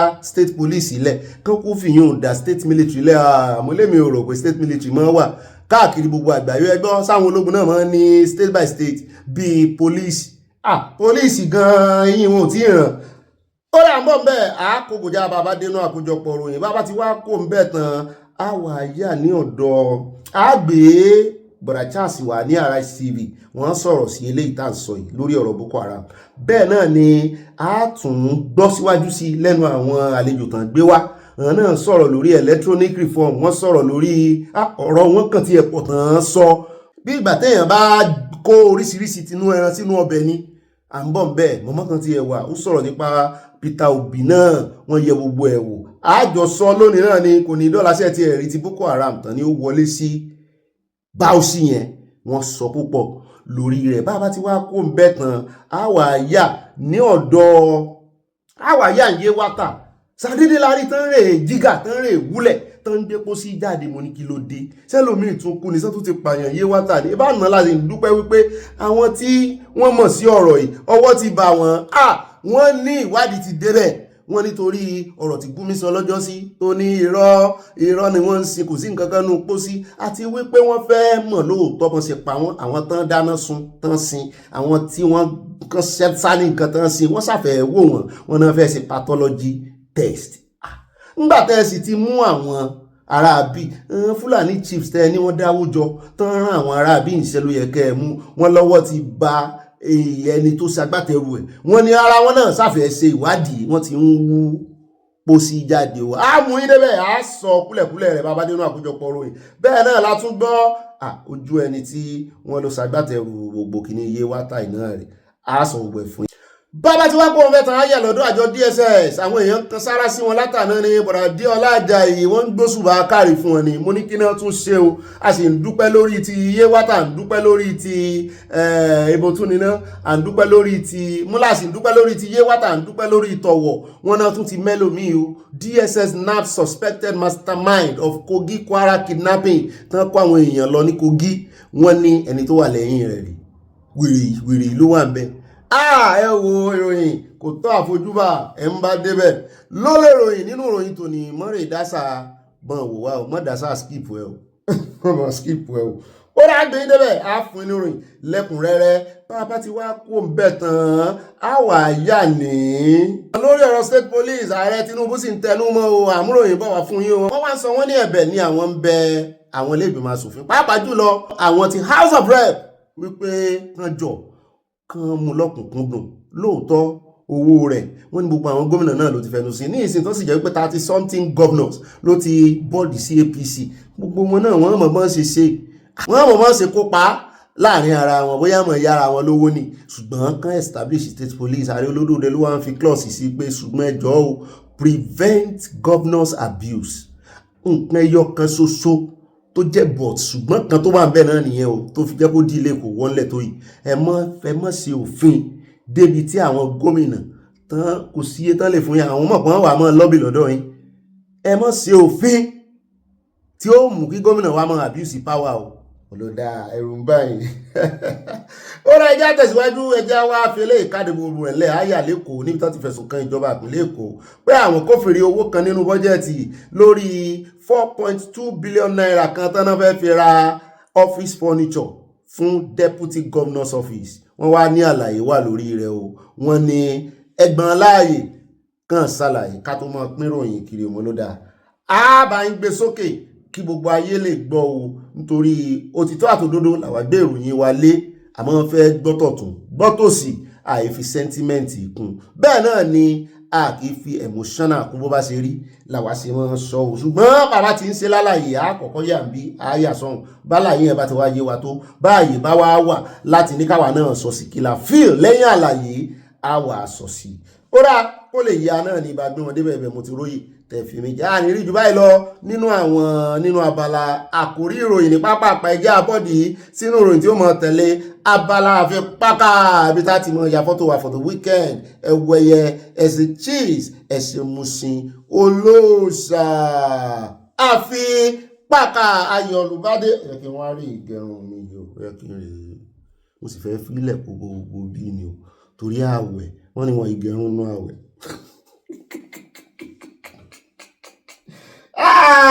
òtútù ti lọ àmọ́ gẹrun báyà ní fi rún lẹ́wọ̀n àbí kí n ti ẹ̀ fa kí lẹ fi ó rẹ alákọ̀ọ́kọ́ nú abala àfipáká ẹjẹ́ àkọ́kọ́ yà ní ẹjẹ́ àkọ́kọ́ mú update wà fún yín lórí ọ̀rọ̀ David Umahi àti Madam Ohiri tí wọ́n jọ ń fa ìfàǹfà látànà ṣé Madam Ohiri ti kúrò ṣé Madam ti kúrò lọ́sípítù ṣé wọ́n pàpà mú lọ sàn mú lọ wọ́n mú lọ ó ti ẹ̀tún rí VDM náà tó náà rè join ìṣòro rẹ̀ tán jọ gbóhùn òkè mo rí ibi tí wọ́n ti ń sign arákùnrin yẹn wọ́dà ẹlẹ́wọ̀n tán fẹ̀sùn kàn wípé ó mọ̀ sí gbogbo kínní pé wọ́n jọ ń gbẹ̀yìn gbẹ̀bọ̀jẹ́ ni detention note tó mú wá clearance detention tán sọ wípé àṣẹ arúmọjẹ ni sọ̀rọ̀ ẹ ti fojú ẹ̀ hàn wá gbogbo tó ní í ṣe bẹ́ẹ̀ náà ni Madam Senator Ireti Kingbe náà sọ̀rọ̀ Natasha náà sọ̀rọ̀ ní mú ti Natasha wá ó kàn fohùn ránṣẹ́ ni ṣùgbọ́n ẹ bá ń fi gbogbo àwọn tá a ní fọ́nrán wọn ẹ bá ń tẹ̀ sí ká fi wo update lórí ti woman yẹn ṣùgbọ́n kí woman yẹn náà kó lè múra ẹ̀rí ilẹ̀ evidences torí yóò délé ẹjọ́. Getting the message, this country is warming up. It is warming up, and if you are not careful before you know it, it will be too late. So I'm not appealing to Tinubu or anybody. Keep doing your nonsense. Keep doing our resistance. And one will overrun the other very soon. That's what we can say. Tracy has collapsed and she's undertaking treatment. But the prison officials have now seen a release warrant signed by the judge. But they are refusing that before they can release her, she must be taken first to Kefi in that rickety car there. Yes, so that she can die on the way. And we are saying no. You can accept the release warrant, release her because the warrant has been signed. The release warrant is supposed to be presented to her where she's in custody, not Kefi. She has never been taken to Kefi before. So Kefi does not come into the picture. But they won't listen because they say the dog that is going to get lost will never listen to the whistle of the hunter. The hunter. That's what is happening. So we are done with this process as far as I'm concerned. She's in the hospital. If they like, let them come abduct her from the hospital bed. I will take that. We will take it from there. But it's not happening under our watch. Just like we yesterday did not allow them to take her to a police facility after it's the same thing. We resist her. And Nigerians, you are hearing us. We are at Wuse District Hospital. If necessary, we might have to have a candlelight reception here tonight. It's true. People can come and light a candle. We can defend one person until all of us are liberated. That's all. Thank you very much.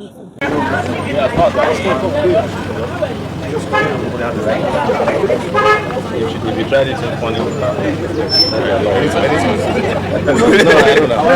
told them we made it very clear that only acceptable solution to be because the release warrant. I mean, if the courts have signed the release warrant, then you have no choice. They are only refusing.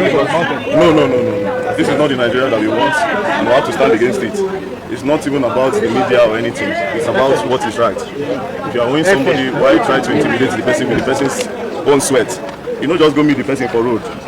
If the person don't know you, you don't go talk. The person is only speaking because this person knows. My thoughts be injustice is injustice regardless of who's doing it.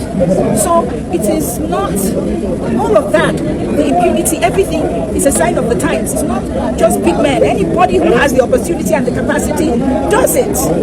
Do you understand? So these are the issues that all need to be addressed for our democracy to move forward, for the advancement of this country. So, Madam, I'm sorry, I have to go. Thank you so much.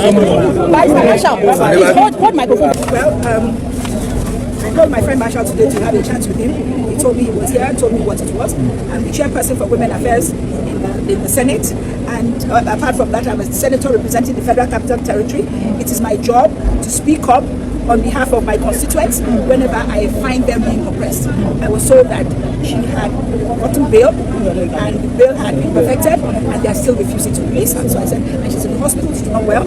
So I came and I saw it, and I intervened and got my colleagues at all levels to intervene with me, and with their help. I was there, we called the Senate President, he intervened at the very top, and we got her. So justice must be served. This is a democracy, and we must be fair. That is what I was here for. And I promised the people that I will not leave until it was done, in spite of the fact that I'm fasting. So we're all here, it's done, and I'm happy. No, you accepted the deal from the registrar, but you cannot accept the release order from the same registrar. Look, you are a scammer. You cannot accept the same deal from. You are telling me now that you accepted this deal from the registrar. Is that not so? Yes, that's one case. Yes. So why did you refuse to accept a release order from him? Why did you allow me to carry the suspect? So for what? Who's the suspect? You are the suspect now. You are now the suspect. Let's go outside. Scammers. Let's go outside. They are not taking anybody. Any law say my Tinubu is public. Any document signed by a judge is public. Let's talk about it. Now the kind of judgment today is in public. If you want to arrive at this, get it. Small video.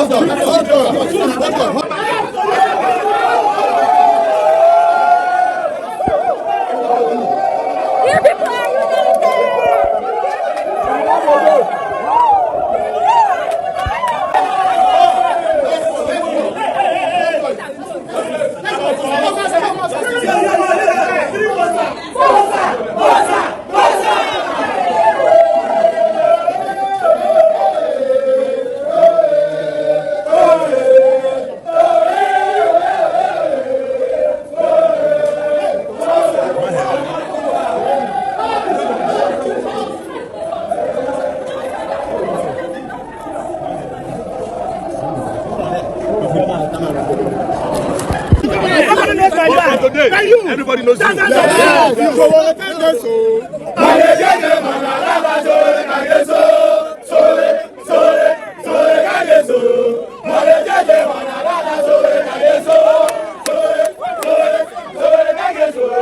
tẹ́gàn ní kápá tí àwàdà tí tá a bá fẹ́ sòótọ́ fúnra wa ṣe rí sòrò rẹ̀ yìí ó ń gbìyànjú ó ní ẹ̀mí akíkanjú ó ní agídí èèyàn kan lè mọ̀ rìn kò rí mọ́mì ní àwọn kùdìẹ̀kùdìẹ̀ kọ̀ọ̀kan ṣùgbọ́n ẹ̀já gbé fún o Kúndùsì ẹ̀ sòwò rẹ̀.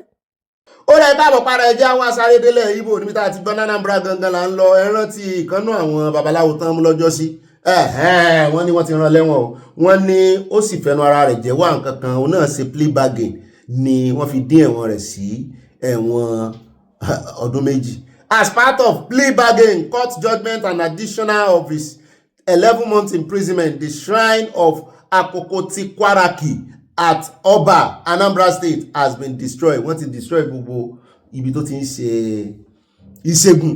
Wọ́n jùnà sí wọ́n bá wó bẹ̀jẹ̀ ẹ bá ń tẹ̀sí ẹja òkúṣe lọ.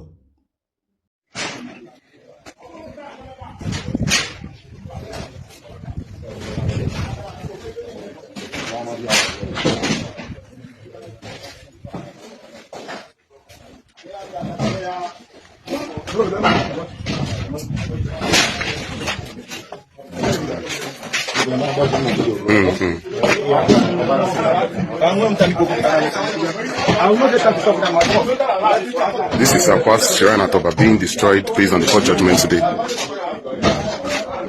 can see this is the temple.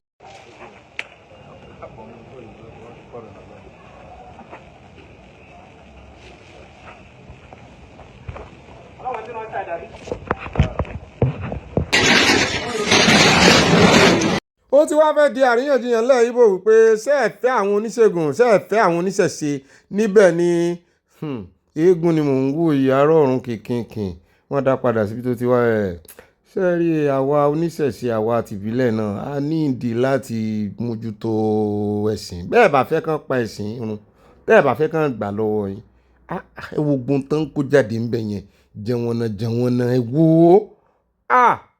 ó yẹ ká wá civilized way o ẹ wo bí wọ́n ṣe ṣe ọdún kan ní ó dà pé ní Brazil àbí Cuba ó dà pé àyà ò lónìí bá ń jù sí ẹ wò ó gbogbo àwọn òsàlẹ̀ Yorùbá ẹ wò wọ́n ṣe ṣe rekete ẹ wò wọ́n ṣe ṣe kó giant ẹ wò a ní láti ṣe jásòótọ́ fúnra wa o jásòótọ́ fúnra wa ẹ̀yin náà ẹ̀ ń fún àwọn olúwo ẹ lọ́rọ̀ sọ. Gbogbo ọ̀rọ̀ tí máa ń sọ àwọn ọ̀rọ̀ kan wà nínú ọ̀rọ̀ rẹ̀ tó mú sẹ́ǹsì wá o nípa ọ̀rọ̀ ìmọ́tótó ó ṣe kókó gan yòókù yín fẹnu ń tajà rẹ̀ ni o yòókù tí máa fẹnu bá ṣẹ̀ṣẹ̀ òun náà ti ń kó àwọn ọ̀rọ̀ rẹ̀ jẹ díẹ̀díẹ̀ báyìí ṣèjọ́ jẹ́ káwa náà ká tiraka ká fi ìmọ́tótó ká fi civilization sí. Àwọn babaláwo náà sì ti ń kàwé gboyè mo rọ́mọ bàbá ẹlẹ́bùbọn lamẹ́ríkà tẹ́ bá rí bó ṣe máa ń ṣe gbogbo tó fi máa ń mi sẹ́rẹ́ tí máa ń kọrin tí máa ń ṣe gbogbo ẹ̀ tó bá tún fòyìnbó sí báyìí jẹ́ ká modernize ẹ̀. Brazil eléyìí bá a ṣe gbọ́ Rio de Janeiro ni yóò náà ti ṣe eléyìí báyìí gbogbo òrìṣà Yorùbá pátápátá Ṣàngó ni o Ògún ni o Iyemọja Ọ̀ṣun pátápátá gbogbo ẹ̀ náà modernize wọ́n fi ṣe carnival ẹ wo bí everything ṣe ṣe rekete kí ló mú irú carnival tí ì ṣe irú tó jẹ́ pé lọ́dọọdún kó jẹ́ pé irú ilẹ̀ Yorùbá náà ti ń ṣe kàn ilé ìwà máa wá kó má jẹ́ pé irú Brazil gan ló sì máa di irú ibi tí àwọn oníṣẹ̀ṣe ó mọ̀ lọ lọ́dọọdún náà lọ ṣe àti pilgrim so wá yẹ kó rí bẹ́ẹ̀ wọ́n lọ àwọn mùsùlùmí ń lọ mẹ́kà náà ti dá islam lẹ̀ àbí bẹ́ẹ̀ kọ́ ni muhammed wa ibẹ̀ ni kaaba wa àwọn náà ní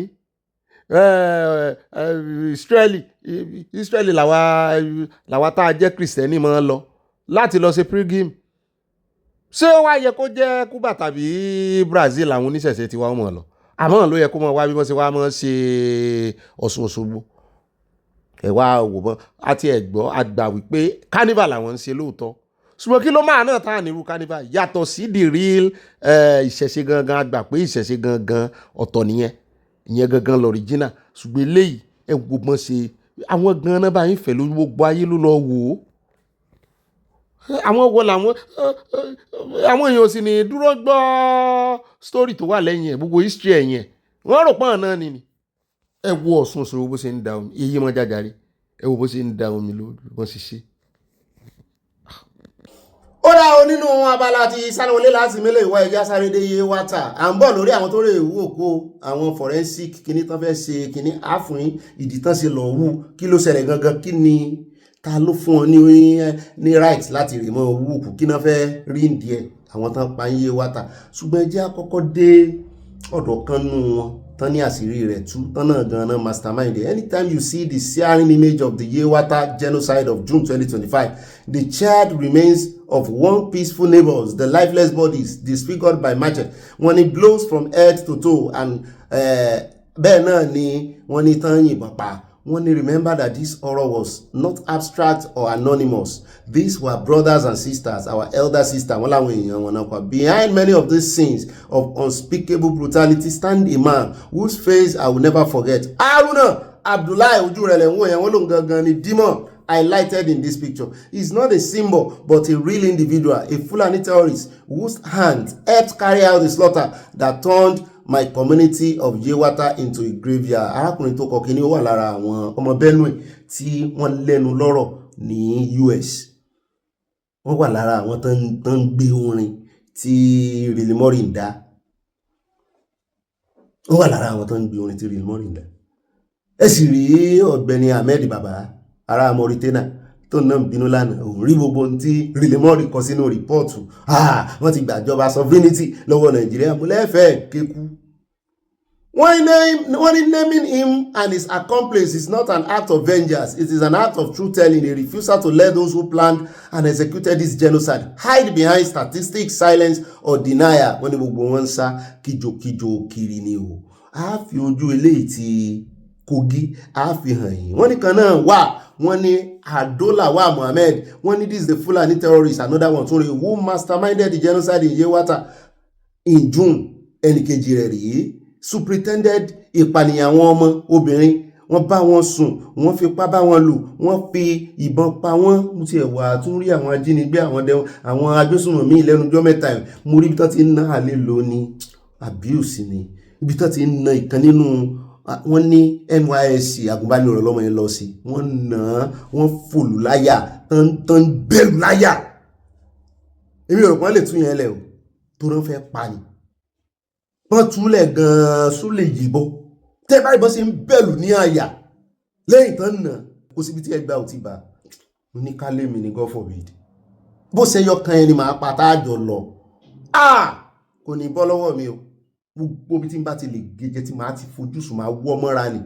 pọ́n àwọn yòókù ẹ̀ bá yìnbọn yóò jọba àwọn méjèèjì torí wọn ò ní sí ń ro situation yẹn èèyàn bá dérú situation yẹn tó rò pé ó lè ṣe ló ṣe. The same demon was involved in the ìpànìyàn Ngban near Guma local government in April 2023 where 36 of our kinsmen, women and kids tán pa wọ́n nípa pupa. This guy has a Toyota car with tinted glasses which he used to drive to Benue and to locations around Daudu, Makurdi and Gwawa West, most especially to survey and map out fitting areas for next Fulani genocide. He makes no distinction between a day-old kid and a grandfather. Frank Uto lorúkọ ẹni tó kọ gbogbo kìíní. So we're trying to create a pathway to peace. So the guy was part of the delegation that time from Nasarawa. He was coming as the chairman of Miyetti Allah Cattle Breeders in Nasarawa State. You know, and they were giving us very funny excuses of saying they need the land for grazing, our people have to share the land, this and that. These guys are not indigenous to our area. You don't give us conditions for the usage of our land. In Benue State, we have the open grazing prohibition law. The way we go to Kanu or Sokoto and observe the Sharia law by not drinking publicly, it's how we also expected them, because unlike the Sharia law that is even a violation of the Constitution, Section 10 of the Constitution that says the government of the Federation or any of the states shall not declare any religion as a state religion. Land matters are exclusively in the hands of the governor of the state and by the Land Act. And when the Benue State government, through the instrumentality of the congregation of the people of Benue State, there's no law in the history of Benue State that was agreed upon like the open grazing prohibition law by the people of Benue State. They sat down to draft for themselves that law to say, look, these guys have been using the smoke screen of grazing to our people. So let's create this. Let them adopt the best method of animal husbandry. by renting their car. So that whatever happened, we know that, okay, these are not the guys. But they refused.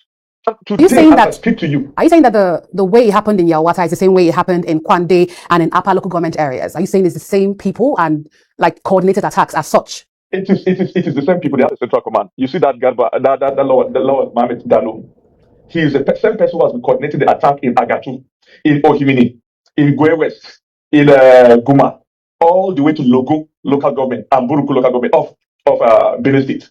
Because it's a central command structure by this Mayat Allah. That is the guy now on your TV. Yes, this guy on clutches. I know him very well. You know, that's Abdul Lawal Mohammed Dalo. Now, that is why we called on the United States Congress to designate these guys as a terrorist organization. And the US carried out their investigation. And when the US wants to carry out the investigation, you know what that means. They will deploy every means possible, technology and intelligence. And they found out that these guys are terrorists. And they designated them in the bill introduced 2 weeks ago on the floor of the House by Senate by Riley Moore and Chris Smith, the chairman of Africa Subcommittee. In that bill, that's the title of the bill is Nigerian Religious Freedom and Accountability Act. They designated Mayat Allah as a global terrorist organization. And by the time that bill passes, which we're going to make our presentation during the public hearing, by the time it passes, these guys will be designated global terrorists and they'll be arrested anywhere outside Nigeria.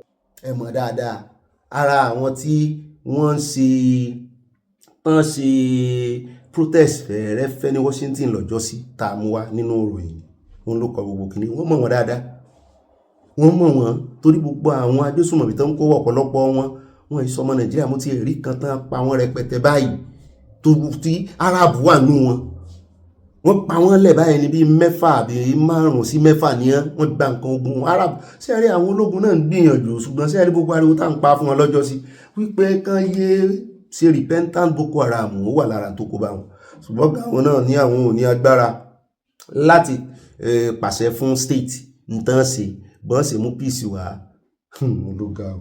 Kódà ẹjẹ́ àtẹ̀síwájú náà abala àfipàkà àròjọ mùsùlùkùn o ẹjẹ́ wá yà ní ọ̀dọ̀ ààrẹ olódòdẹ níbi tá a ti gbọ́ torí àríyànjiyàn ó kún ọ̀rọ̀ the new IG àríyànjiyàn kún ọ̀rọ̀ wọn o nítorí àwọn kan ń paláriwo wọn náà máa rescue wọn ní àwọn 30 officer kan àwọn ọ̀gá tán jẹ́ DIG ju AIG lọ AIG ni òun wọ́n ní wọ́n máa rìtáyà wọn ní ààrẹ olódòdẹ ni wọ́n ní rìtáyà wọn àwọn tó wá mọ́ tọ́rọ ààrẹ olódòdẹ ti dá sí tán bá rìtáyà wọn táìmù táwọn ní ìdí wọn rí experience wọn ṣe kókó wọn ní pẹ́ rìtáyà náà o ṣùgbọ́n àwọn ní ìdí wọn bẹ́ẹ̀ náà làwọn ọmọ Ìgbò náà ń pariwo mbà ló yẹ kán fi jẹ́ mbà kọ́ ló yẹ kán fi jẹ́ ṣùgbọ́n àwọn tó mọ wọ́n ṣe máa ń ṣe promotion nínú iléeṣẹ́ ọlọ́pàá wọ́n ní ọ̀rọ̀ DIG kan náà máa fi wò wọ́n ní tẹ́ bá lọ gbogbo wọn ìkànnì wọn Adédèjì Emmanuel ló sọ ní I believe all the DIGs were academy set 1992 which makes them his cosmates pé wọ́n jọ ṣe cosmates ni no point retiring his cosmate by force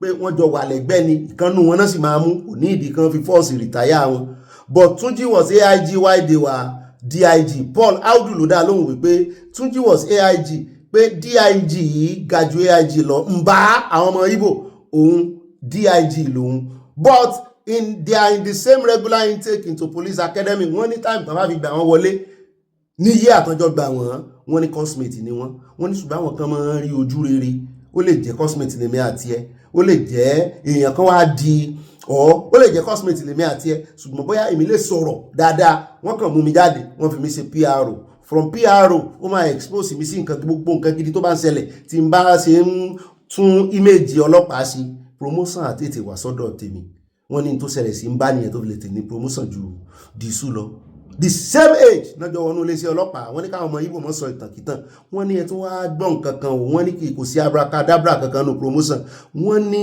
Mba fúnra wọ́n ní Frank Mba is a junior officer to dìísù gan but was favoured due to few circumstances. Tunji Disu even joined Nigeria Police with university degree and came out of police college with ASP cadet, while Frank Mba joined with OND and came out of police college with the rank of inspector. Wọ́n ní ẹ̀mọ́ pàjá lọ́bọ̀ wọ́n ní bẹ́ẹ̀ bá rí tí wọ́n rí ojú rere nígbà náà wọ́n ní ẹ̀mọ́ fi ọmọ wọ́ ọmọ o wọ́n ní Disu ìṣẹ́gbẹ́ wọn o. Bẹ́ẹ̀ náà látún wá gbọ́ wọ́n ní arábìnrin kan tí sọ̀rọ̀ ẹ̀ mọ́ pariwo lé lórí ó ti ẹ̀fẹ̀sùn kan former IGP tí wọ́n pè ní lẹ́gà àgbọ̀ wípé new inspector general Disu Tunji tí wọ́n wọbẹ̀ ní ìsìn wọ́n ní wọ́n ti yọ ẹnìyẹn kúrò nípò tí sòwò rẹ̀ ń pa láriwo ni ṣé wọ́n ní tí Sowore ni bàbá ìwà ṣe wọ́n ní rárá. Bẹ́ẹ̀ náà ni ariwo tí Sowore pa tí ẹgbẹ́ tó kún fi lọ wọ́n ní bí ìbá ṣe tiẹ̀ wọ́n ní dìísù lè mọ́ wọ́n ní dìísù lè mọ́ dépò tó wà tí ó fi kúrò nínú pólíìsì ẹni tó kù oṣù mélòó kan fún ṣùgbọ́n ọjọ́ orí ẹ̀ ò tí ì wọ 60 ní tó yọ ọ́nù àlégbó ariwo Sowore ṣùgbọ́n Sowore ti sọ wípé ṣùgbọ́n Sowore náà ti paroko fún bára dìísù wípé pàṣán tá a fi nà ẹ̀ àlé òun bẹ̀ lájà fún ìyàwó pé kan sí normal o. There's no way I'm running to. Even me, I don't run away from Tinubu. Why would I then collect somebody from you and run away with her? This essence of bail is to produce an accused person for trial. Somebody can stand for you. This woman is not running away. But Mahi had paid all of them, prison, police, and presumably some judicial officers to make sure that this woman sleeps in the tent. Even after she collapsed, the prison guy was saying that they must take her to curfew. Yes, that is what God said, that they must take her to curfew to go and process and release. But she refuses to accept a release order from the same registrar that gave him a detention order. Now we have discovered that the detention order is fake. The guy cannot go free. No, he's not going free. No, he's not going free. So, and we have told them if he's going to require candlelight vigil for this hospital tonight, we'll go and buy candles. We have Nigerians to fall in. We'll do, she's not leaving this place without the people who forged her detention order being arrested and tried. Yes. Yes. She has to go home from here. Yes. Yes. That's all we have to update you. Kọ́dẹ̀ sí nọ́mà lóòótọ́. Ẹjá wá tẹ̀síwájú oúnjẹ àti kókòjá nú abala àfipáká.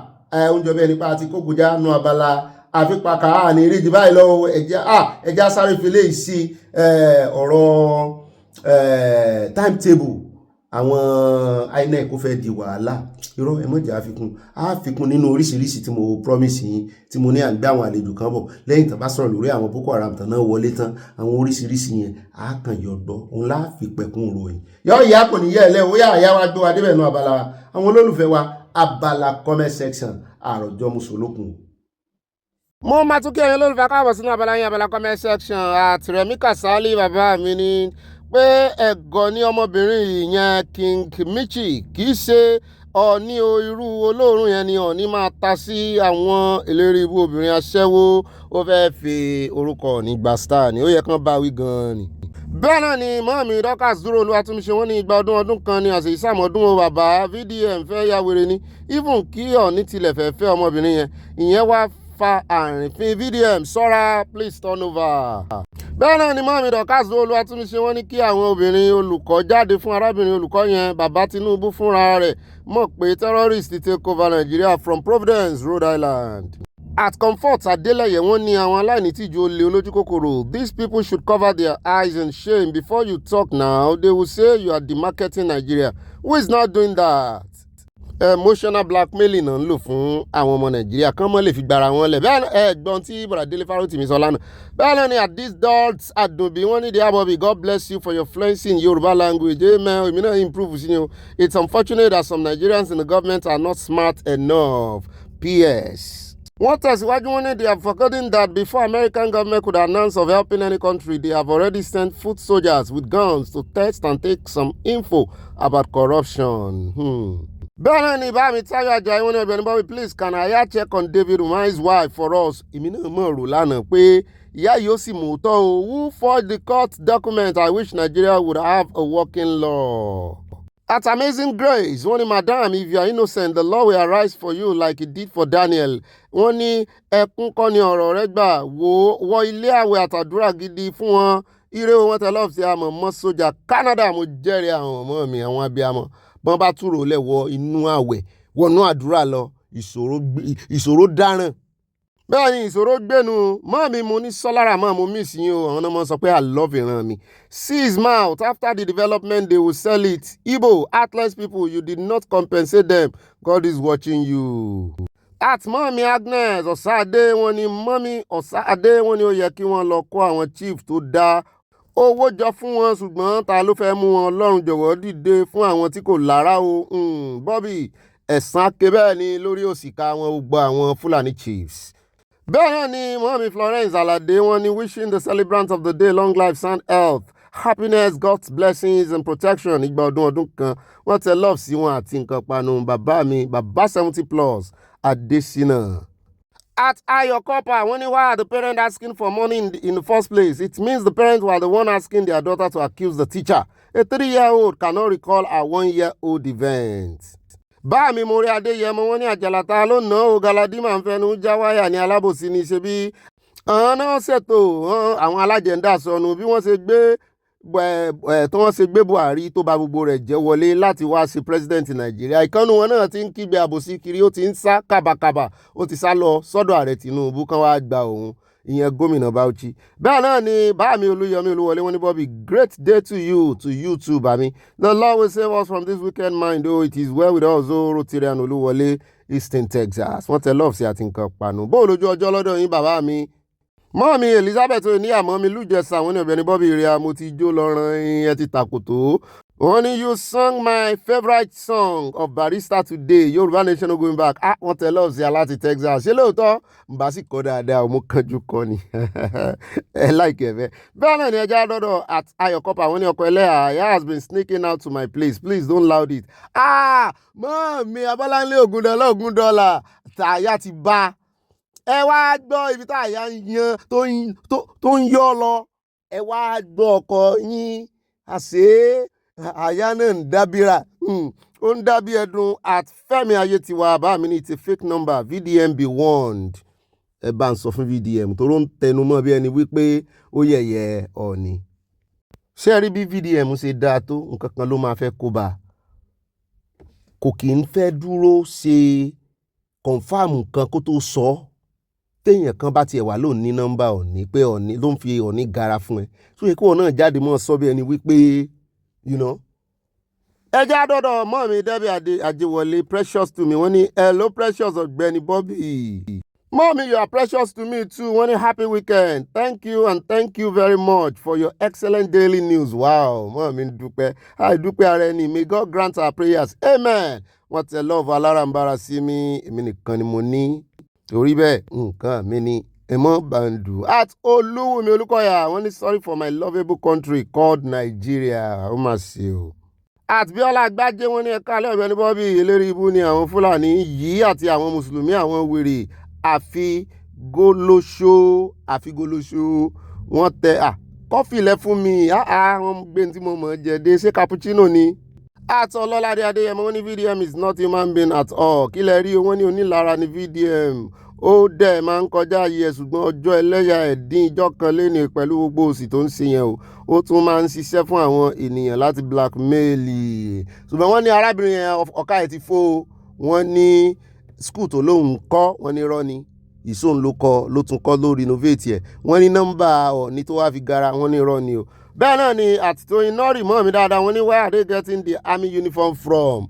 Kò yé wa wọ́n ń ra àbí wọ́n ń kó fún wọn ara itinerary wọn nù. Ẹ jẹ́ wá lọ tààràtàrà àmọ́ mi náà tún ni wọ́n ní that sheik should be pai àwọn Fúlàní chiefs tán lọ́wọ́ nínú dídáwó pé kan lọ pa wọ́n ní Yewata. Wọ́n mọ̀ ti lọ wú òkú wọn. Wọ́n fẹ́ ṣe pathology test fún wọn. Ẹ gbọ́ nínú àkójọpọ̀ ròyìn. Evangelist mọ́ mi dáadáa Dorcas Jádesọ́lá wọn ní Ọ̀gbẹ́ni Bobby olóhùn iyọ̀ wọ́n tẹ lọ́ọ̀sì àti nǹkan panu láti Eastern Texas. Mọ́ mi yọ yẹn kò ní yẹ ẹ lẹ̀. Etí tẹ́ fi gbọ́ ohùn iyọ̀ etí tiyín náà etí iyọ̀ etí ayọ̀ ni etí ayọ̀ ni mo gbóhùn ayọ̀. Àti bá màámi wọn ní àyà àdúrà mi ni kí ààrẹ Amẹ́ríkà pa láṣẹ kí wọ́n àbọ̀lì ṣàríà lọ èyí tí àwọn Fúlàní amúnisìn afẹ̀míṣòfò kò ní í gbà àyà kí gbogbo ẹ̀ di woro sí woro ó ti di woro sí woro torí ẹ̀ náà ni wọ́n ṣe ń palọ́tún palọ́sì wọ́n tún ti kó 10,000 kan náà kó wọlé ìyá àwọn Boko Haram. Mọ́mí mẹ́bẹ̀lá kí bọ̀bọ̀lá wọn ní Nàìjíríà. Is Nigeria problem wide inflation 10 times for flight? Tinubu, please make way for US in full force. We're tired of hearing that all the time. From Indianapolis, USA. Ẹlẹ́yà mi èmi ọ̀gá formate airbreading wọ́n ní orí mi wo I can't love you less baby hey my baby. Iyì ara yín kò ní wọ mi àṣẹ Èdùmàrè happy birthday to our grandpa. Ẹ ò ní sunkún alẹ́ lórí ọmọ àti ọmọ ọmọ àṣẹ Èdùmàrè I love you too baby. Ọlọ́run ẹlẹ́yà mọ́ ó mọ ibi tí mò ń mú bọ̀ tì mí wà. Mọ́ mi dáadáa. I love you too. Thank you so much for your understanding. Ẹ já wá lọ tààràtà àìbá màámi. Number 2 wọn ní woro sí woro. Yán pọnyánrin rúkè rúdò rògbòdìyàn. Kó dógún bẹ́ẹ̀ ni kí ògiri Nàìjíríà lanu sílẹ̀ kí àwọn ọmọ aládé lè rí ọ̀nà jáde ní ìlú mùjẹ̀mùjẹ̀ yìí bó ṣe máa rí nìyẹn. Á jáde. Ó sọmọ olóòkú bẹ́ẹ̀ ni. A ò ní sí pẹ̀lú ògo rẹ̀. Túmọ̀ ẹ̀ náà nípa borí ìṣòro dandan. Wọ́n ní shame on to Atiku, Galadima and other Fulani leaders to say insecurity is getting worse. Let them tell us how it started. Who are the architects, financiers, God evil father. Evil father ni wọ́n ń ṣe Godfather. Bẹ́ẹ̀ ni àwọn náà dálẹ̀ sáwọn mọ̀ pé yóò gbọ́rọ̀ gẹ̀jígẹ̀ nígbà tó kọ́kọ́ dálẹ̀ ni. Mọ́mí Adésọlá Ọládèjì wọ́n ní ọmọbìnrin yìí ayé Nàìjíríà ti tán torí ìyànjẹ ìdájọ́. Wọ́n ní ibú tí wọ́n dá ní Nàìjíríà ò fi lè tò mọ́ ìyànjẹ ẹjọ́ irọ́.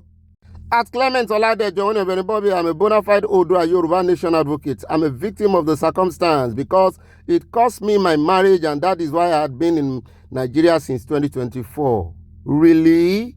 I jam see the more. Ṣé ní nọ́mbà mi? Àlẹ́ mi náà jókòó rò mo rí pé àwọn tó ń tara lórí ọ̀rọ̀ yìí. Wọ́n tara ju ti a lọ, ẹlòmíì ti torí bọ̀ tẹsẹ̀ bọ́ o. Mo fẹ́ mọ̀. Bẹ́ẹ̀ náà ni Adésọlá Ọládèjì mọ́ mi ní Tinubu orí nǹkan kan ṣe àwọn tí wọ́n pa yìí Tinubu orí rẹ̀ ni ìdájọ́ wọn lọ àti àwọn tí ẹ jọjọ ṣe ìjọba òfò ìjọba bàbá àwọn sọ wípé Yorùbá ní Ìlọrin basic mọ́mí wọ́n farabalẹ̀ ka kọ́mẹ́ǹtì yìí ni. Mommy Stella Odele, one happy birthday to our dear father. Many happy returns, long life and prosperity. Have a lovely celebration day. Mori balloon, birthday àti kéèkì rẹpẹtẹ. Bá mi ẹ mọ́ra kéèkì mọ́ o. Wọ́n ti kó kéèkì dé o. Mommy Adésọlá Ọládèjì wọ́n ní ìjọgbọ̀n ó rọ sòwò rẹ̀ lọ́rùn. Bẹ́ẹ̀ náà ni at Lawrence Alade wọ́n náà bẹ̀rẹ̀ bọ́bí àwọn Fúlàní wọ̀nyí yóò fẹ́ la àwọn náà ló pé tẹ́rọ́rìsì wá sí Nàìjíríà ọmọ ọdún kan kò lè rántí ohunkóhun Ọlọ́run yóò kó obìnrin yọ o. Mọ́mí Elizabeth níyàmọ́ mi lújẹsà bá mi lújẹsà ń kọ́ mọ̀mọ́ rẹ̀ àgbè bàbá rẹ̀ àdá sí wọn ní ọ̀gbẹ́ni Bobby èrè àtòtọ́ ibàkà síwájú kí Olúwa dìde fún tíṣà yẹn o ìyàwó wa ẹlẹ́hàá kì í ra témù o wọ́n ní Mercy ni ọkọ wa ti máa ń ọ̀dà fún o VDM be careful wọ́n tẹ lọ́ọ̀sì àti nǹkan panu. At Adébáyọ̀ Adéníkẹ́ wọ́n ní ẹ̀ka alẹ́ ọkọ̀ ẹlẹ́hàá èmi lẹ̀ ń ké sí tẹ́ bá rántí bó ṣe ń fi kámú sójà pa àwọn èèyàn ní tóògèètì nìyẹn o wọ́n tún fẹ́ pa Peter Obi bí wọ́n ṣe pa fún Sir Williams ní ìgbà governorship election àwọn àti bàbá falẹ̀jẹ́ lè ṣe ẹ fojú inú kà á. Mọ́mí Stella Ogunbàjò wọ́n ní àáfàá ẹ ti jẹ dòdò ẹ ò lè sọ òdodo nítorí $1,000 ẹ lọ rántí pé owó máa tán ènìyàn ló máa kù nítorí owó ẹ̀ta ọjọ́ ìbí yín fún àwọn olóṣèlú ìpànìyàn ló tún lọ sí ẹ̀rí nǹkan sọ sí ó máa ṣe o ọjọ́ ìbí wọn nìkan kọ́ náà àti tàwọn ọmọ wọn ọjọ́ ọ̀la wọn tàtànà tó ní àti tọ̀lá pọ̀. At Lola Omololu wọ́n ní well done Obi Ataya mọ́mí ẹ̀ ṣeun o. It's impossible for a 1-year-old to remember anything. As a retired psychologist, I make bold to say so. Persecution of the teacher. Mọ́mí yọ ẹ̀yin gangan lóye iye jù as a psychologist. Mọ́mí Oyèyẹmí Sàlá wọ́n ní mo kí ọ̀gbẹ́ni Bobby àkú Jímọ̀ olóyin àṣẹ ọ̀pọ̀ rẹ̀ láyé mi ò bàbá ọlọ́jọ́ ìbí ẹkú ọdún àṣẹ sàmọ̀dún ní agbára Elédùmarè wọ́n tẹ lọ́ọ̀ sí bàbá mi Adésínà. Bẹ́ẹ̀ náà ni mọ́mí Ẹniọlá Fọláwíyọ́ wọ́n tẹ lọ́ọ̀ sí as usual ó pọ̀ rẹpẹtẹ.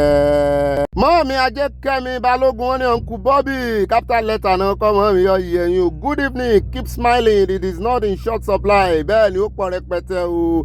Chief Iyamokun ìbànújẹ́ òní dé báyìí tọmọtọmọ tẹbí tará. Báàmí Abdidan Makarfi wọ́n ní Obi Ataya ọ̀rọ̀ Yewata yìí mú ìtìjú bá ní àìsí accountability ló ń fa gbogbo ilé ìwádìí tí ó pé gbọ́dọ̀ wáyé pẹ̀lú ìfi ìmújófin ẹni arúfin involved. Mo láìkí bẹ́ẹ̀ ṣe miss English mọ́ Yorùbá bẹ́ẹ̀ náà ni bá mi Òkìnlá Adédọ̀tun mo fẹ́ sun ìdòbìnrin inú ọkàn mi. Wọ́n ní Olùkùnmi Bobby bí ẹ bá ṣe ìwádìí dáadáa intelligence info máa ti kọ́kọ́ wáyé ṣáájú ìtàjẹ̀sílẹ̀ yìí ṣùgbọ́n wọn ò kì í sábà kọbi ara sí until ìgbà tí ọ̀pọ̀ ẹ̀mí bá ti ṣòfò tán eléyìí pọ̀ o. Mọ́mí Agnes Ṣẹlẹ̀ wọ́n ní ọ̀gbẹ́ni Bobby thanks for giving us the latest news from Adamawa. Those soldiers at Adamawa are Sudanese, some are from Rwanda. At Richard Ọmọkanra wọ́n ní Obi ẹ̀kọ́ ètò Ọlọ́run ní tó sẹ́rí ọmọ tó ní ní pé òun ọmọ tó yẹ kí wọ́n dá dọ̀bálẹ̀ kí wọ́n jálẹ̀ gba ọjọ́ keje ní tí ó ti ń sọ sí bí ẹ̀ràn àṣẹwódà ó ti yẹ. Mọ́mí Agnes Ọ̀sádé wọ́n ní the reverend is a beast under Satan's shed and he will end up in hell. Ọ̀gbẹ́ni Bobby, God will help you say your own and leave the rest. We want Yorùbá Nation wọ́n tẹ love sí a.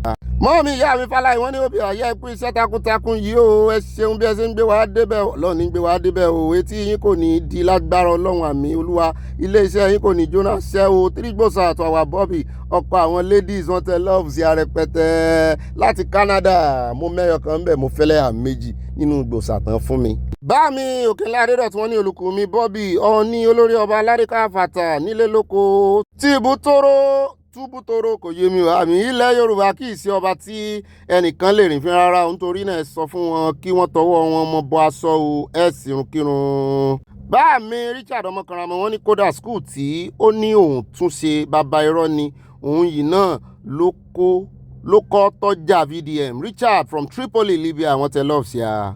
Mọ́mí Victoria Abadejo wọ́n ní thank God it's Friday bá ìkéde Yorùbá káfàtà àdúpẹ́ ojú wa túnra rí òpin ọ̀sẹ̀ àti òpin oṣù kejì abẹ́rẹ́ àdúpẹ́ ìgbàwó lábẹ́rẹ́ kí Ọlọ́run wà pẹ̀lú gbogbo ẹbí aláyọ̀yà mi o. Ọọ̀ni of Ifẹ̀ ní láti ṣọ́ra fún gbogbo àwọn online stars kí wọ́n má bàa ta epo sí àlà wọn o.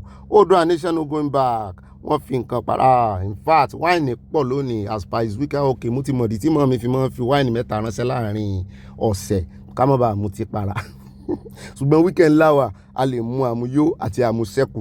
Mọ́mí bùnmi Krista wọ́n tẹ love rẹpẹtẹ sí àwọn tí mo wò pé sí Ọ̀gbẹ́ni Bobby mọ́ mọtí èmi mọtí o mo máa ta díẹ̀díẹ̀ sọ fún ni o. Àtàdéyanjú Sunday wọ́n ní Trump Yorùbá Nation is waiting for your action to free us. Ọlọ́run ni ó free wa ṣùgbọ́n yóò lo Trump fún wa. Mo second motion bẹ́ẹ̀ náà ni mọ́mí Florence Alade wọ́n ní òbí àtàyà àti gbogbo ilé aláya kú iṣẹ́ òní o, kí ló dé tí àwọn olóṣèlú wa kò ṣe ní ìtìjú báyìí. Inú dídùn wọn ni pípa tí terrorists ń pa àwọn ènìyàn wa kán lè fi méèkì owó ní business ní lọ́dọ̀ wọn. Àtẹnujẹ ni ó pa ọ̀pọ̀ àfa àwọn tẹlọ́ọ̀sì àti nǹkan panu. Àti DJ Ọláwà àwọn ní àáfà àbòtò oníwàásù ìsọnù ṣùgbọ́n ó ti kú. Bàbá yẹn ti kú. Ṣé lóòótọ́? At Clement Ọládẹjọ wọn ní Ọ̀gbẹ́ni Bobby ẹ̀ka alẹ́ o, ẹ̀ka alẹ́ sa wọn ni mo gbọ́ wípé ẹ̀ka kọ́mẹ̀ntì mi ní ìjẹta kọ́mẹ̀ntì méjèèjì ní ẹ̀ka ṣùgbọ́n page 2 ní ẹ kọ́kọ́ kà kí ẹ tó ka page 1 tí ẹ bá ráàyè lè kàn sí mi. Báwo mi ẹ gbà bẹ́ẹ̀ ẹ gbà bẹ́ẹ̀. Mọ́mí hara ń sùn wọ́n ní pọ̀ wọ́n tẹ love sí àti nǹkan panu Oòduà nation no going back. At mọ́mí Abọ́láńlé Ògúndọ́lá ṣé ẹ ti gbọ́ àṣírí àyá wọn ibi tí ń yọ lọ mo mà dírẹ́sì ibẹ̀ o kẹ́ ẹ pè mí lẹ́yìn ìsìn. Wọ́n ní welcome òbí àtàyà mi ọ̀wọ́n love from Mama Dollar ṣé mi ni mo ní ọ̀wọ́n àbí àyá. Mọ́mí fún mi lálábẹ́ lọ mí ọ̀wọ́n mo jẹ́rìí yín. Wọ́n ní ẹ̀lú ọkọ wa Ọ̀gbẹ́ni Bobby ẹ kú iṣẹ́ takuntakun fún àwọn ìròyìn tẹ̀ ń fún wa. Wọ́n ní a kò ní gbọ́ ìròyìn aburú síra wa mi CSI I love you Obi love you I love you too. Wọ́n tẹ̀síwájú wọ́n ní Ọ̀gbẹ́ni Bobby níbo la fẹ́ bá yàrá já lórí gbogbo nǹkan tó ń ṣẹlẹ̀ lórílẹ̀‐èdè Nàìjíríà. Olúwa fi àánú dá sí o. Wọ́n tẹ love sí a bẹ́ẹ̀ náà ni mo rí wine mo rá gbàdo òjò ó jiná o Toronto. Mọ́mí Sẹ́lá Ògúnbàjò pọ̀ Oòduà nation no going back ẹ̀yin ìran mi Iléyá ire o ire kábìtì. Mọ́mí Kudirat Wahab ọpẹta ti rọwọ́ yín o wọ́n tẹ love sí a bẹ́ẹ̀ náà ni mo rí kéèkì mo rí popcorn mo rí búrẹ́dì pizza kọ́ ẹ̀ àbí bọ́gà. Bẹ́ẹ̀ ni mọ́mí Christiana Mustapha àwọn ní ẹ̀ka alẹ́ Ọ̀gbẹ́ni Bobby akú Jímọ̀ olóyin ẹ̀mí wá sí ọ̀pọ̀ rẹ̀ láyé Ọlọ́run Elédùmarè a máa sọ wá o gbogbo àwọn ẹbí wa mi wọ́n fi oríṣiríṣi ránṣẹ́ sí a wọ́n fi òǹtẹ̀ ìfẹ́ wọ́n fi tẹ̀ ẹ́. Báàmí Adétáyọ̀ Adégayè wọ́n ní òbí oríṣiríṣi ọgbọ́n ni àwọn Fúlàní yìí ń ta láti pa ènìyàn. Àwọn tó ń ṣe wáàsí yẹn ara wọn ni o olódòdẹ yọ Yorùbá kúrò ní Nàìjíríà please turn over.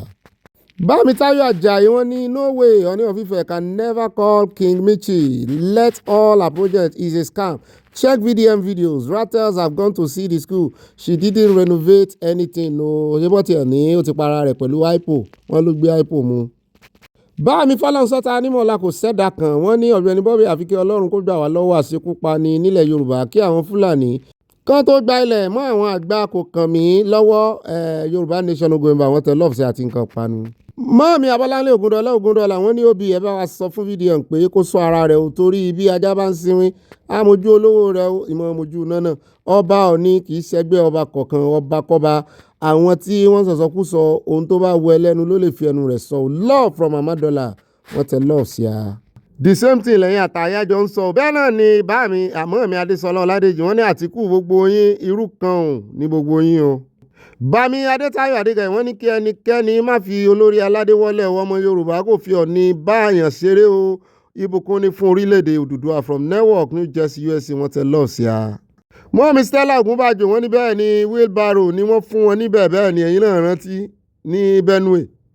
Mọ́mí Alájà Mọ́dínà Solomon wọ́n ní oh my God not again again and again ní o tó bá ti jẹ́ Nàìjíríà. Bọ́lá àwọn ẹ̀ka àbọ̀ padà o happy weekend to you o bó lójú ọjọ́ lọ́dọ̀ yìí bó ń wẹ́dà iṣẹ́ yìí ti jí lọ gbogbo aláti ẹ̀ ti jí àdìsítà àwọn kan ó ti lọ mọ́ sùn àwọn ti Asia àwọn ti Japan ó dẹ̀ wá nǹkan jókòó lé ẹ̀ wá nǹkan panu tẹ́mọ̀ fi sọ̀rọ̀ ajé ẹ̀ wá nǹkan olómi tẹ́mọ̀ fi tì í ìṣẹ̀lẹ́rìn dòdò ìṣolómi ìṣe natural water ìṣẹ̀lẹ̀ ìtẹ́gẹ̀ lemon sí ẹ̀ sáwà sí kẹ́ ẹ̀ mọ̀ fi sọ̀rọ̀ àjìjà kí wọ́n mọ̀ gbé yín débẹ̀ ẹ̀ relax ẹ̀yin tẹ́ ẹ̀ bá lọ bí sẹ́ẹ̀ fi earpiece ṣe tí bí tèmi báyìí kẹ́ mọ́ gbádùn ara yín kó mọ́ bá wà bọ́rìn ó dáa o bẹ́ẹ̀ náà ni ẹ mọ́ bá pín fáwọn olólùfẹ́ yín bọ́ bá dénú yín bọ́ bá dilẹ̀ bẹ́ẹ̀ náà ni ìmọ̀ràn yín ṣe kókó kó mọ́ ju 5 lines lọ nú abala comment section ká lè rí ń lò káyà lè rí ń lò lọ́la alákọ̀ọ́kọ́ nínú ìròyìn gangan proper ẹjẹ́ àkọ́kọ́ yà lẹ́kọ̀ọ́ níbi tá a ti ń gbọ́ tán ní àríyànjiyàn fẹ́ ṣẹlẹ̀ lórí 4.2 billion naira kan tán ní nínú bọ́jẹ̀tì wọn kó fìrí wípé office furniture òyìnbó máa ń ra mi lẹ́nu ẹ má bínú office furniture ni wọ́n allocate ẹ̀ fún deputy governor. The Lagos State Ministry of Economic Planning and Budget has dismissed report alleging that 4.2 billion naira was proposed in the 2026 budget for the purchase of office furniture and microphones for the office of the deputy governor, describing the claim as a misinterpretation of capital provision. Náà wò pé microphone ibo lẹ fẹ́ fi kọrin sí ṣe fẹ́ kọ́ ń bẹ̀ kí gbogbo àgbáyé kán máa gbóhùn yín ni. Wọ́n ní in a statement issued on Friday, the ministry clarified that 4.2 billion naira in allocation reference in report represent the total capital allocation for the office of the deputy governor for the 2026 fiscal year and not an amount solely meant for furniture and microphones. One in the total capital allocation for the office of the deputy governor for 2026 is 4.2 billion naira. This figure has been incorrectly represented as an allocation solely for the purchase of office furniture and microphones, the statement read partly. According to the ministry, 4 billion naira out of the total capital vote is earmarked for the reconstruction of the Rand House complex. Rand House complex ni Alausa. Retrofitting works and the provision of alternative energy infrastructure for the building, among others. One is the balance in the sum of 170 million naira of the budgeted capital allocated covers purchases of office equipment, office furniture, fittings, and other capital. The balance 170 million. He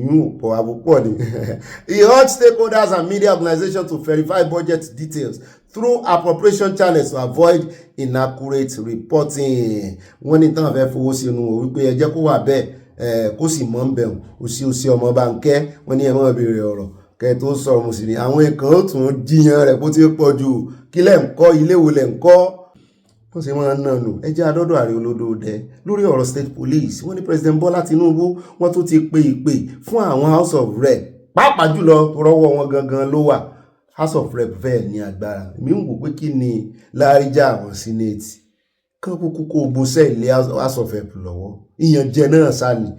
Wọ́n ní ààrẹ Bọ́lá Tinubu wọ́n ti pe ìpè sí àwọn house of representatives to amend the constitution to establish state police but with built-in safeguards to prevent abuse by state governors. Wọ́n láwọn ò trust him. The president made the appeal on Friday night during an interfaith breaking of fast with members of the House of Representatives at the presidential villa Abuja, marking the third time in 1 week. Èmi ò wá mọ̀ wí bóyá okay wọ́n ṣe tàwọn House of Rep lọ́tọ̀ ni wọ́n á ti pọ̀jù tán bá ṣe pọ̀ wọ́n á ti pọ̀jù tán bá kó gbogbo wọn pọ̀ mọ́ Senate.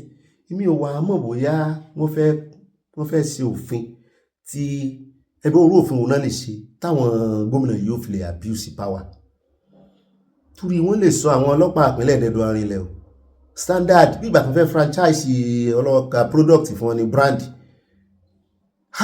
kọ́lọ̀ wá jẹ́ kí healthy competition wà healthy competition yẹn máa lé wọn léré torí àwọn kan máa wọ aṣọ tán máa dá fún wọn oníkálukú ni ó máa sọ ẹ máa wọ aṣọ tẹ́lómìn máa kàn tí ẹ̀ kọ́kọ́ bẹ̀rẹ̀ nínú outfit kàn yé kó o jẹ mọ́ àti nǹkan ogun tán máa kó fún wọn kán kìtì wọn dáadáa kán bẹ̀rẹ̀ mẹ́yẹn.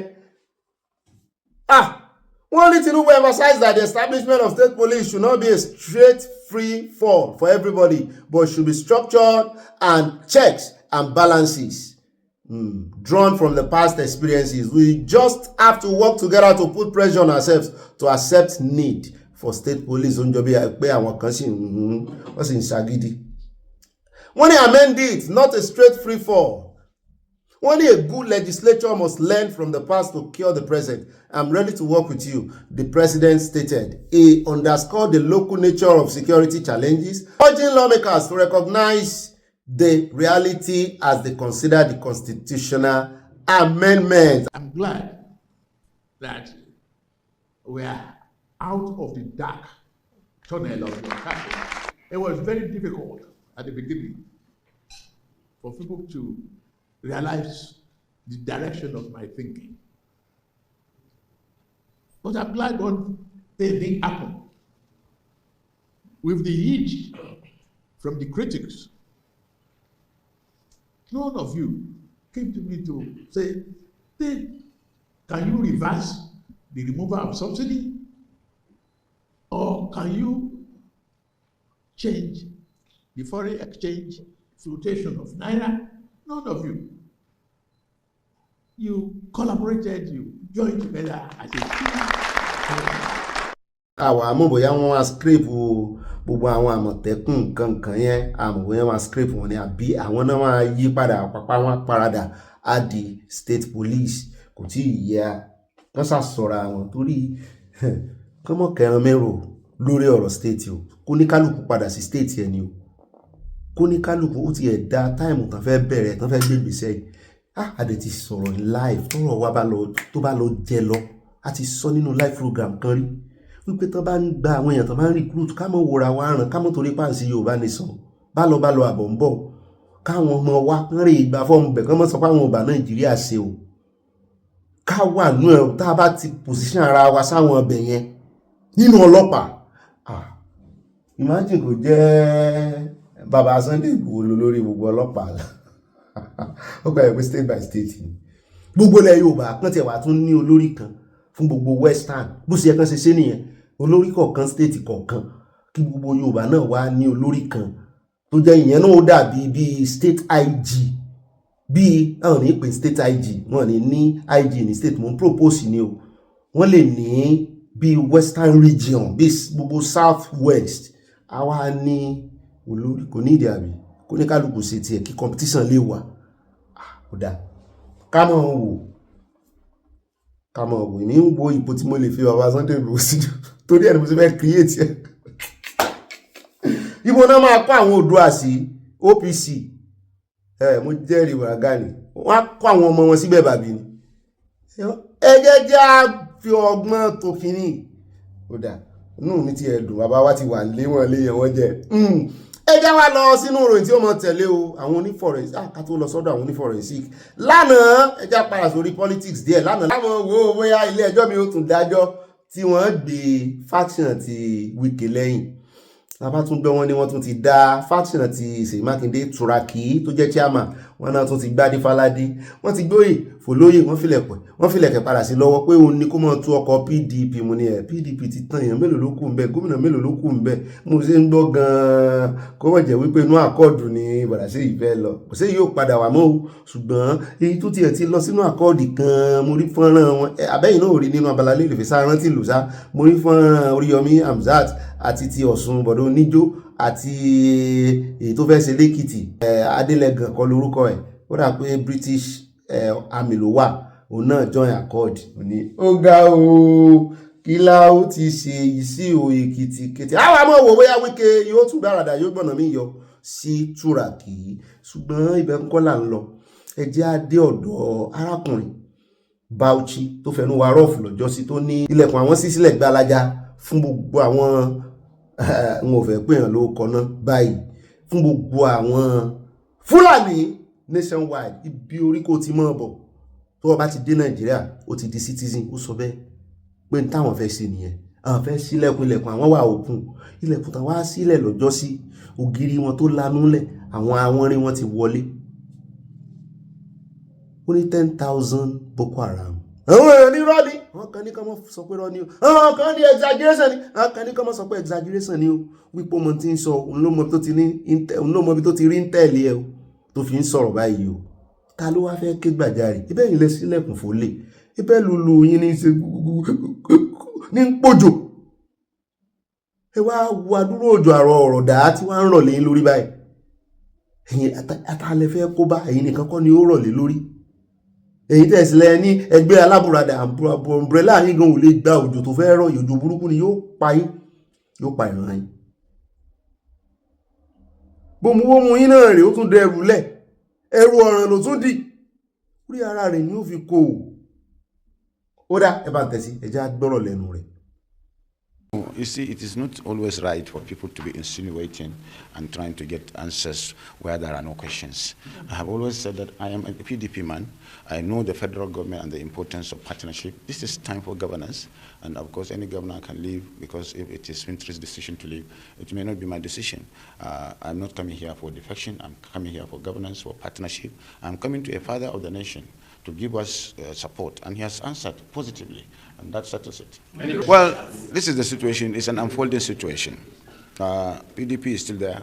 I thought, as my brother, you will give us kudos for what you have done in the FCT. At least you can see we are better than the big coalition that is everywhere. I don't want to mention their name because there are people I respect in that coalition. But PDP is a party that is everywhere, in every ward, in every corner of the country. It has a brand that has survived over the last 2 decades. So at least in our outing at the FCT, where we won 1 out of 6 and about 16 councillors, and of course we are moving.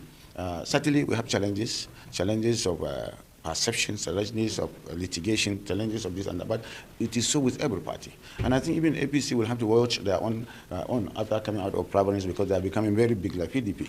PDP became big and it exploded, not imploded. And I am not feeling lonely because I know my state. At least I am in my state. And my intention is to make sure that I stay back and look at how elections are won from the polling booth, because election is won locally, not nationally. And well, I came here on behalf of the people and government of Bauchi State to see His Excellency, Mr. President, pertaining to what I know has already been highlighted in the Nigerian media space, the situation of insecurity in my local government, Algaleri of Bauchi State, where some bandits have become so emboldened and they have taken over so many ungoverned spaces there, coming out from the Daji Madam. And we have been having some sporadic clashes and skirmishes with them, with the security agencies. But it would appear that the security agencies and all of us are overwhelmed, and the situation is escalating to a level where it will become a big humanitarian crisis, because out of fear and paranoia, most of the inhabitants are running to other states and other local governments at this time of fasting, and that's why I visited there with the aid of security agencies, saw the situation and brought a report to Mr. President and sought for special presidential intervention. And we know him to be somebody that is very serious with security. Without any prior appointment, I only prayed with him. He gave me he saw me immediately. And of course, I'm even proceeding to other very senior security officers under him, NSA and the rest, who would do the needful. So what's his response? Very positive. He has already given directives, and you know, they are doing a lot of activities in Kwara, Niger, something akin to what we have, some ungoverned spaces, forests, banditry, and what have you. But certainly our own, we are trying to seek for opportunity for the governors that are contiguous to that forest, that is that of Taraba, Plateau, Gombe, and myself, to have some summit and with the aid of the security agencies to rest this situation once and for all. Because we cannot afford it. Bauchi has enjoyed a lot of peace for the last 10 years, and this is coming at a time when there is a lot of interest in our investment, and they are coming to an economic area where we have that traces of oil and gas possibilities, a lot of mining activities, and so we cannot afford that bad development. Yes, so we are very ready, and we have always supported state police, because it will reduce the burden on the federal government, and it will make us more responsive and more responsible as state governors, although it is expensive. But certainly it is something that must be done, because security of safety of life and property is the main thing that we can provide. I have seen the importance of security in my state, because we have had a lot of security good situation where some micro and macroeconomic activities are going on, and it has really raised the GDP of my state. Yes, sẹ́yìn náà ti wá rí gbogbo ariwo tá a mọ́ pa ò wípé bẹ́ẹ̀ bá wò wọ́n ràn wọ́n á fi kó bá àwọn ìran yòókù, wọ́n á fi kó bá gbogbo àwa tá a jọ wà nù Nàìjíríà tá a wà lábẹ́ tá a sì wà lábẹ́ ọ̀mbrẹ́là Nàìjíríà, wọ́n á fi kó bá wa. Ẹ jẹ́ amójútara wa. Ariwo náà láti ń pa fáwọn aláìmọ̀ kan ìtàn láwọn ń ṣe wáàsí tán ń pera wọn ní sheik ìmáàmù káàkiri, àwọn oníran kàárín wọn ọ̀tọ̀ làwọn alálàáfíà. In fact wọ́n ń jẹ́ òye wa wípé àwọn alálàáfíà gan wọn sí lójú náà, pé àwọn tí wọn lálàáfíà yẹn gan náà ń tẹ̀lé òfin inú Kùránì. A sì pariwo títí fáwọn alálàáfíà náà wípé wọ́n á bẹ̀ sí jẹ́mọ́ yín lọ́wọ́. Ẹ wá wò, Allahu Akbar ti di méjì, ìkan wà fálàáfíà, ìkan wà fún ìtàjẹ̀sílẹ̀. Allahu Akbar tó máa fi yin Allah ó ti pé méjì, wọ́n fi kan dúyàn lọ́rùn. Àwọn oní àlàáfíà wọ́n ń lò kan. Àpariwo títí wọ́n sì àwọn wèrè sì ń sọ̀rọ̀ náà, wọ́n ń kẹhùn wípé bọ́n bá ti gbà fáwọn kàn ṣe sàríà nǹkan ó bàjẹ́. Ó sì wá jẹ́ táìmù tán ní nǹkan ó bàjẹ́ ìsí tí àwọn ọ̀tẹlẹ̀múyẹ́ ò sì mójú tó bẹ̀. Èmi rò pé ó yẹ kán ti máa gbé àwọn ṣèyíkì àwọn kìíní tán máa ṣe wá sí ọ̀ràn, mo rò pé ó yẹ kán ti máa gbé wọn. Ibi tí ọ̀rọ̀ ti ń wọ́ wá rèé. Ààrẹ ẹ̀gbọ́n Prophet Elbuba tó sọ lọ́jọ́ sí olóò náà ti fìgbà kan wà ní jihadis, ó ní gbogbo ibi tọ́rọ̀ yẹn ti máa ń wọ́ wá nìyẹn. Tẹ́bà ti ń gbọ́ lẹ́nu wọn, wọ́n máa ń yí mọ́ wá sí ni. Nǹkan fẹ́ ṣe tó wà nù wọn nìyẹn. Ó dá ẹjẹ́ wá gbọ́rọ̀ lẹ́nu, ẹjẹ́ dé studio, ẹjẹ́ gbọ́rọ̀ àbí kọ́kọ́ gbọ́rọ̀ lẹ́nu kìíní náà ká tó lọ studio. Ìpẹ̀kun la fẹ́ fi ti studio sí torí àwọn àlejò tí bọ́dà Charles gbé wá lára TV wọ́n ṣe justice sí, wọ́n tún sọ àwọn nǹkan míì tó jóríṣiríṣi. So mo fẹ́ ká kọ́kọ́ gbọ́ bẹ̀ yẹn, ẹjẹ́ kọ́kọ́ gbọ́ lẹ́nu iléeṣẹ́ ológun. Ká kọ́kọ́ gbọ́ òròyìn ìjà náà, ẹ sá ti gbọ́ ti Bauchi, ẹjẹ́ kọ́kọ́ gbọ́ lẹ́nu iléeṣẹ́ ológun torí àwọn èèyàn ń pariwo léèyàn lórí náà wípé ẹ̀yin náà wòra yín ràn jù lórí ọ̀rọ̀ negotiation. Ẹ mọ̀ rí àwọn gómìnà tán negotiate pẹ̀lú Boko Haram ti ń pa yín, ẹ mọ̀ wò wọ́n ràn wọ́n ní constitution ò fáwọn power débẹ̀. Gbogbo àwọn subnational ẹ̀ náà ní power láti ṣe tó bá wù wọ́n, láti pèsè ààbò fúnra wọn bó bá ṣe wù wọ́n. Wọ́n bá ń kẹran mérò náà ẹni sọ̀rọ̀ rárá, wọn ní NSA lè sọ̀rọ̀, wọ́n ní control, NSA ní control lórí wọn. Wọ́n wá tún sọ wọ́n ní gbogbo eré tẹ́rí táwọn agbésùnmọ̀mí sátán fi ń pa àwọn èèyàn lọ́tún lósì yẹn, wọ́n ní pressure ló wà lórí wọn. Wọ́n nítorí wọ́n ti mọ̀ wípé Amẹ́ríkà ti dé sáwọn lọ́rùn pẹ̀lú ìfọwọ́sowọ́pọ̀ Amẹ́ríkà náà fi ń dáná yá wọn báyìí wípé ẹ ní sùúrù pé á tó rẹ̀ wọ́n. Mo ní àyà ní ọ̀gá mi òun gbé tọ́mì lórí ọ̀rọ̀ wọn wípé ṣé ń tán sọ ni wípé ẹ̀ ń tẹ́gùn lé eégún Boko Haram kó máa rọ́jú pé bó ṣe ń rẹ ara ayé náà ní rẹ ara ọ̀run. Sọ bá ti para ayé tán kọ́ àwọn eégún eléyìí ìṣòro ni ẹ́ o. Lọ́rọ̀ kan ẹ̀jẹ̀ á gbọ́rọ̀, ṣùgbọ́n ẹ̀jẹ̀ á gbọ́rọ̀ lẹ́nu wọn directly, èmi kọ́ ni wọ́n bọ̀ sọ. We have developed an infrastructure to combat kidnapping, and that is to show you the level of seriousness of the military and the larger government establishment, that nobody wants reports of such incidents of kidnapping. So I can tell you that we are doing everything within our power to make sure that the issues of kidnapping is ended. We are also calling on support from the population and from journalists. As I said in one of my recent interviews, we all live in the society, and everybody knows the people that are doing all these things. People know the people that are doing kidnapping, but for some reason, people do not report. And that's why we are urging Nigerians, anything you see, you talk. People know all these people, and that's the only way we can stop it. But on the part of the government, everything is being put in place to ensure that we don't have issues of kidnapping.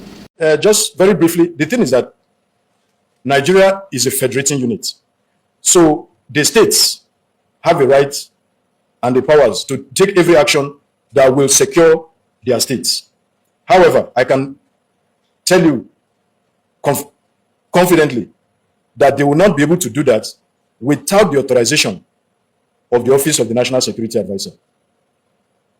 For us in the armed forces, any federal government policy, we are in line with it. And I'm sure that's why you saw our troops also supervising those peace deals. So if the governor of the state has decided that that's what he wants to do, of course, based on his own assessment of the security situation in the state, we'll always support him. We don't have any argument against it. In the laws of war, at the end of the day, the Boko Haram fighters are still considered as Nigerians. They may have erred, and they will definitely account for whatever they have done. Are we saying, on account of the fact that they are Nigerians, if we have the opportunity to rehabilitate them, we should not?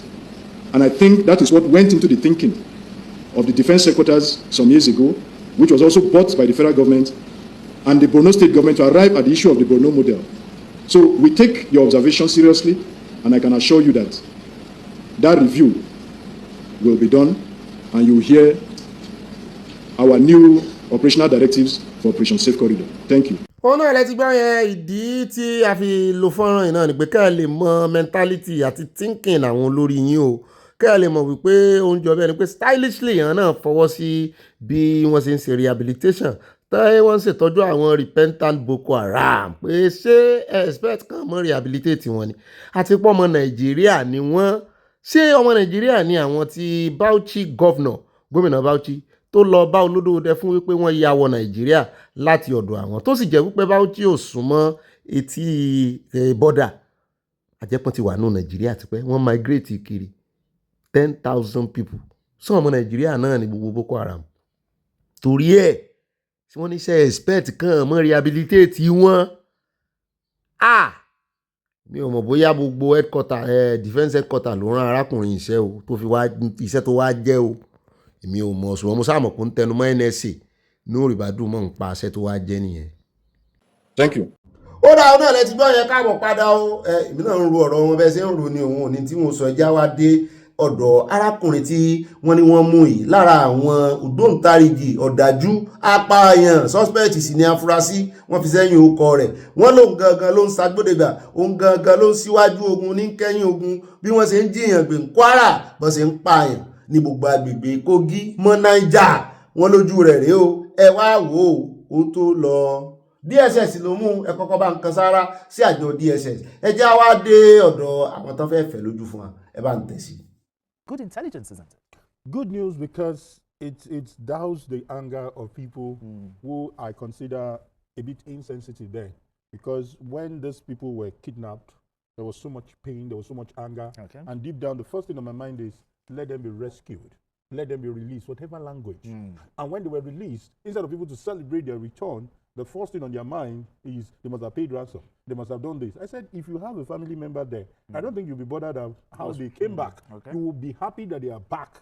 You know, the end justifies the means. Exactly. So now DSS has proven to them that whatever was done, you know, is just to get them out first. And we are still going for the perpetrators. Okay. And now the perpetrator has been taken. And I want to believe that his confessional statement will lead to more arrests and it will lead to justice. So for me, kudos to the intelligence team. And I'm also seeing a new vibe. And I pray that this thing is sustained. Okay. I'm seeing speedy arrest. I'm seeing speedy trials, prosecution. And this is where things work. If you know you will do it and nothing will happen, you will continue to do it. Absolutely. Ó dá ẹ̀fìn ṣe ní àwọn èèyàn wọ́n ti ọ̀rọ̀ arákùnrin padà sí ní ọkàn àyà ni o wípé kó ọ̀rọ̀ rẹ jẹ́ padà gẹ́gẹ́ bí èbìbí pé ń tó bí ilẹ̀ yìí ò dáa. Ìwọ́n tó sọ wípé whatever way náà lè gbà téèyàn bá lé èèyàn rẹ̀ ń bẹ́ẹ̀ ṣé inú rẹ̀ ó dùn pé ó lé èèyàn nínú àhámọ́. Wọ́n láwọn tán ti wá pa síbẹ̀ ńkọ́ tó sì jẹ́ wípé owó ransom tá à ń gbọ́ tán ní ìjọba san fún wọn táwọn ìjọba sì dínà ìpá wọn ò san. Tó bá jẹ́ òun làwọn arábí fi ń ra ọta àbọ̀n tán fi ń ra nǹkan ìjà olóró tán fi ń pa àwọn èèyàn, ọ̀tọ̀ làwọn tán pa náà, ọ̀tọ̀ làwọn tán jí gbé, àwọn tán ti wá kú ńkọ́ kí náà fẹ́ ṣe sí. Ọgbọ́n mi wà tán lè fi tan àwọn arábí, tán lè fi tan àwọn èèyàn tán jí gbé kó làkàtà wọn tán fi rí wọn mú.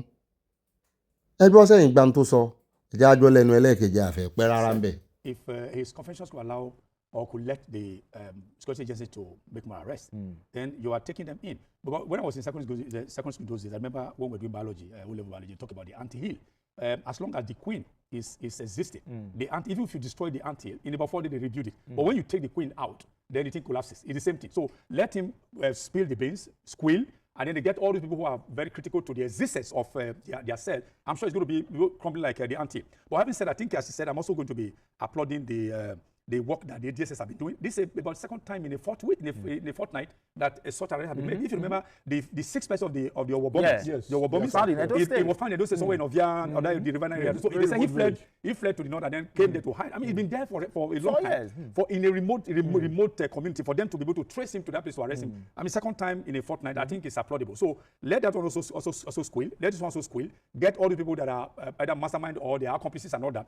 Get them taken in. Then you are reducing the number of those people who can do collateral damage to our body politic. Now, what additional strategies do you think the government should put in place so that this kind of attacks don't happen again? I don't know whether this is old school, but I think it was working back then, in 20, 30 years ago, where you say you are looking for suspects and you publish their faces on national TV, so that when anybody sees them, he will remember, I saw this face, and you can quickly send intelligence to the security agents. Because now I think that confidence is coming back. We can see that the information shared with these security agents can be held in confidence and it can be used appropriately. So I think they should also bring it up, because there are many people, do you understand, that have done all these kind of evil things. It's time to publish them. Let us look for them. Let us see them.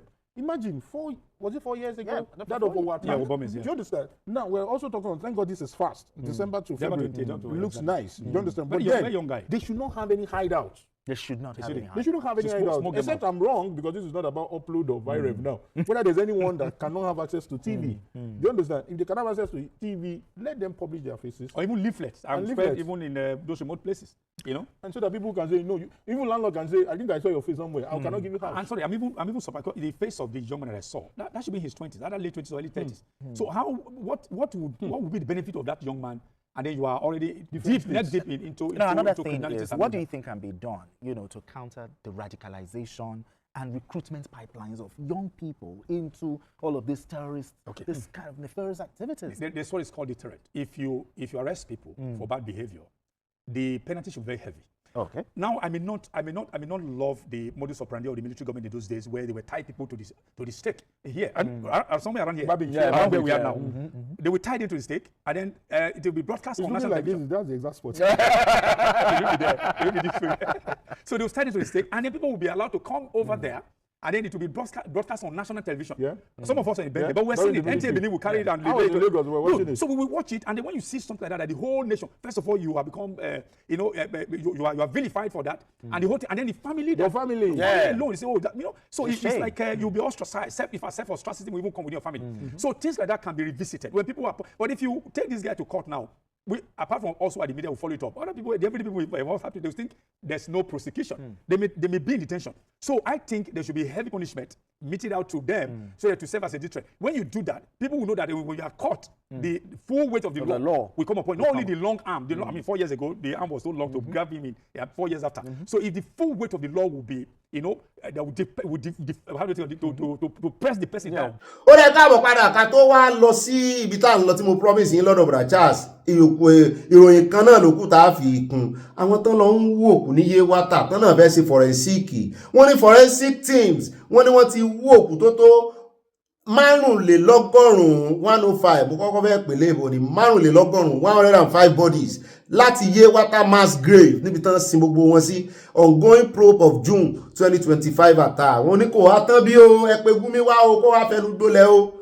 Grave ìtẹ́kùn yẹn ni kẹ́ mú lọ kórè fẹnu dólẹ̀ ńbẹ̀ kó fẹnu wú kó fi wú block. Òun ló ní kò sí èèyàn nínú kó sí, wọ́n ní wọ́n ti wú 105 bodies báyìí.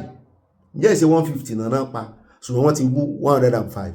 One of the sources said the delegation included members of the presidential medical delegation and worked in collaboration with officials of the Benue State Emergency Management Agency, SEMA, a federal team of medical pathologists, has exhumed 105 bodies from mass graves in Yewata community, Guma local government area, as part of ongoing investigation into the June 13, 2025 attack. According to a security analyst, and oníbóyán fẹ́ rú wọn àwọn ti pẹ́ wọn lè rú wọn mọ́ ní àyà ìṣà. According to a security analyst and counterinsurgency expert Zagazola Makama, the team led by Professor Saad Ahmed from the office of the Attorney General of the Federation AGF, Abuja, ara iṣẹ́ tán ti bọ̀ AGF lára rí l'Amẹ́ríkà. AGF náà dìde ní ìsìn wọn gbogbo tó bá ti jọmọ́ terrorism case Honorary sign ní Amẹ́ríkà pé àwọn mójútó àwọn ò jẹ́ kí ẹjọ́ wọn máa yá. The team continued the exercise on February 25 and 26, exhuming further remains, bringing the total number recovered to 105 from 13 mass graves. Ìtẹ́kùn mẹ́tàlá located in Aranye Water Community. Ǹjẹ́ wọ́n ti fi gbogbo legacy yàn tán báyìí? Police sources said the exhumation was conducted to facilitate forensic inquest and strengthen evidences in the ongoing prosecution of suspects linked to ìpànìyàn. 7 corpses were initially exhumed by the IRT-led federal investigators for inquest. The exercise continued and further developments will be communicated, a security source said. The deployment of forensic experts followed proceedings at the Federal High Court in Abuja, where 9 suspects were arraigned on February 2. Abala Lerefe before Justice Joyce Abdulmalik in connection with the Yewata attack. The court had emphasized the importance of forensic evidence to ensure a fair trial and proper determination of culpability. According to Mahakama, security officials said measures were put in place to ensure the exercise was conducted without disruption. The Office of the Attorney General of the Federation had earlier commenced prosecution of suspects arrested in connection with the incident. Authorities said further updates will be communicated as investigation progresses. Wọ́n láwọn ò tí ì fẹ́ sọ̀rọ̀ Dubai. Ìdí tán fi lọ ṣe àwọn ọmọ ṣùgbọ́n for fair trial ni. Kàn mọ́ fẹnu sọ mo ní àwọn náà ti gbọ́rọ̀ Ogun mi. Bẹ́ẹ̀ kan sọ sí wọn létí wípé wọ́n kàn lọ kókó síjọ síbẹ̀ ni. 105 náà ti kó jáde báyìí. Àmọ́ wò yóò sì kú o torí ojú bẹ́ẹ̀ lọ bá ṣe gbọ́ lẹ́nu Reverend Dachomo ojú bẹ́ẹ̀ lọ. Ẹ̀yẹ wo drama tó tún ṣẹlẹ̀ lánàá. Rí wípé ojú ti gbáà ni àfẹ́ mẹ́nu bà mọ́. Ṣe nǹkan kan wá jáde pẹ̀lú gbogbo parí. Wọ́n sọ̀rọ̀ sí Babir tó wá ràn yín lọ́wọ́ missionary láti US. Ẹ̀yin ò sì ṣe nǹkan kan. Èlò lẹ́yìn ọ̀nà sọ́nà tó 1 billion naira. 1 billion tí yàwó ààrẹ fún yín ń dà. Ilé mélòó lẹ́kọ́ nú ẹ̀? Wọ́n wèrè. Ó dá ibi awíládé ọ̀rọ̀ kú sí o. Kò sí ròyìn mí lẹ́mọ̀ eléyìí tí mo promise yín ló kù o. Èmi ò ní sọ nǹkan kan bí. Ẹ jẹ́ á lọ sọ́dọ̀ Charles. Ẹ jẹ́ á gbọ́ gbogbo. Ẹ jẹ́ á gbọ́ wò dáhùn káwọn guest ẹ̀ àwọn méjì tẹ́ ń wò yìí. Ọgbọ́n pọ̀ lórí wọn. Ẹ bá ń tẹ̀ sí. Tí kíní ní ká fi bẹ̀rẹ̀ tí 10,000 Boko Haram tí Ogbeni yẹn kégbàjarì pé wọ́n ti wọ ungoverned space ní Bauchi ó ń kéèké bò sí kiri.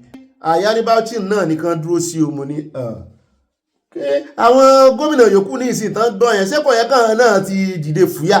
Gbogbo àwọn tó ń fẹ́ràn kan fi mọ́tò ẹran kó wọlé sí gbogbo kíní lóru ni o lọ́sàn ni o kò yẹ kán mójútó wọn.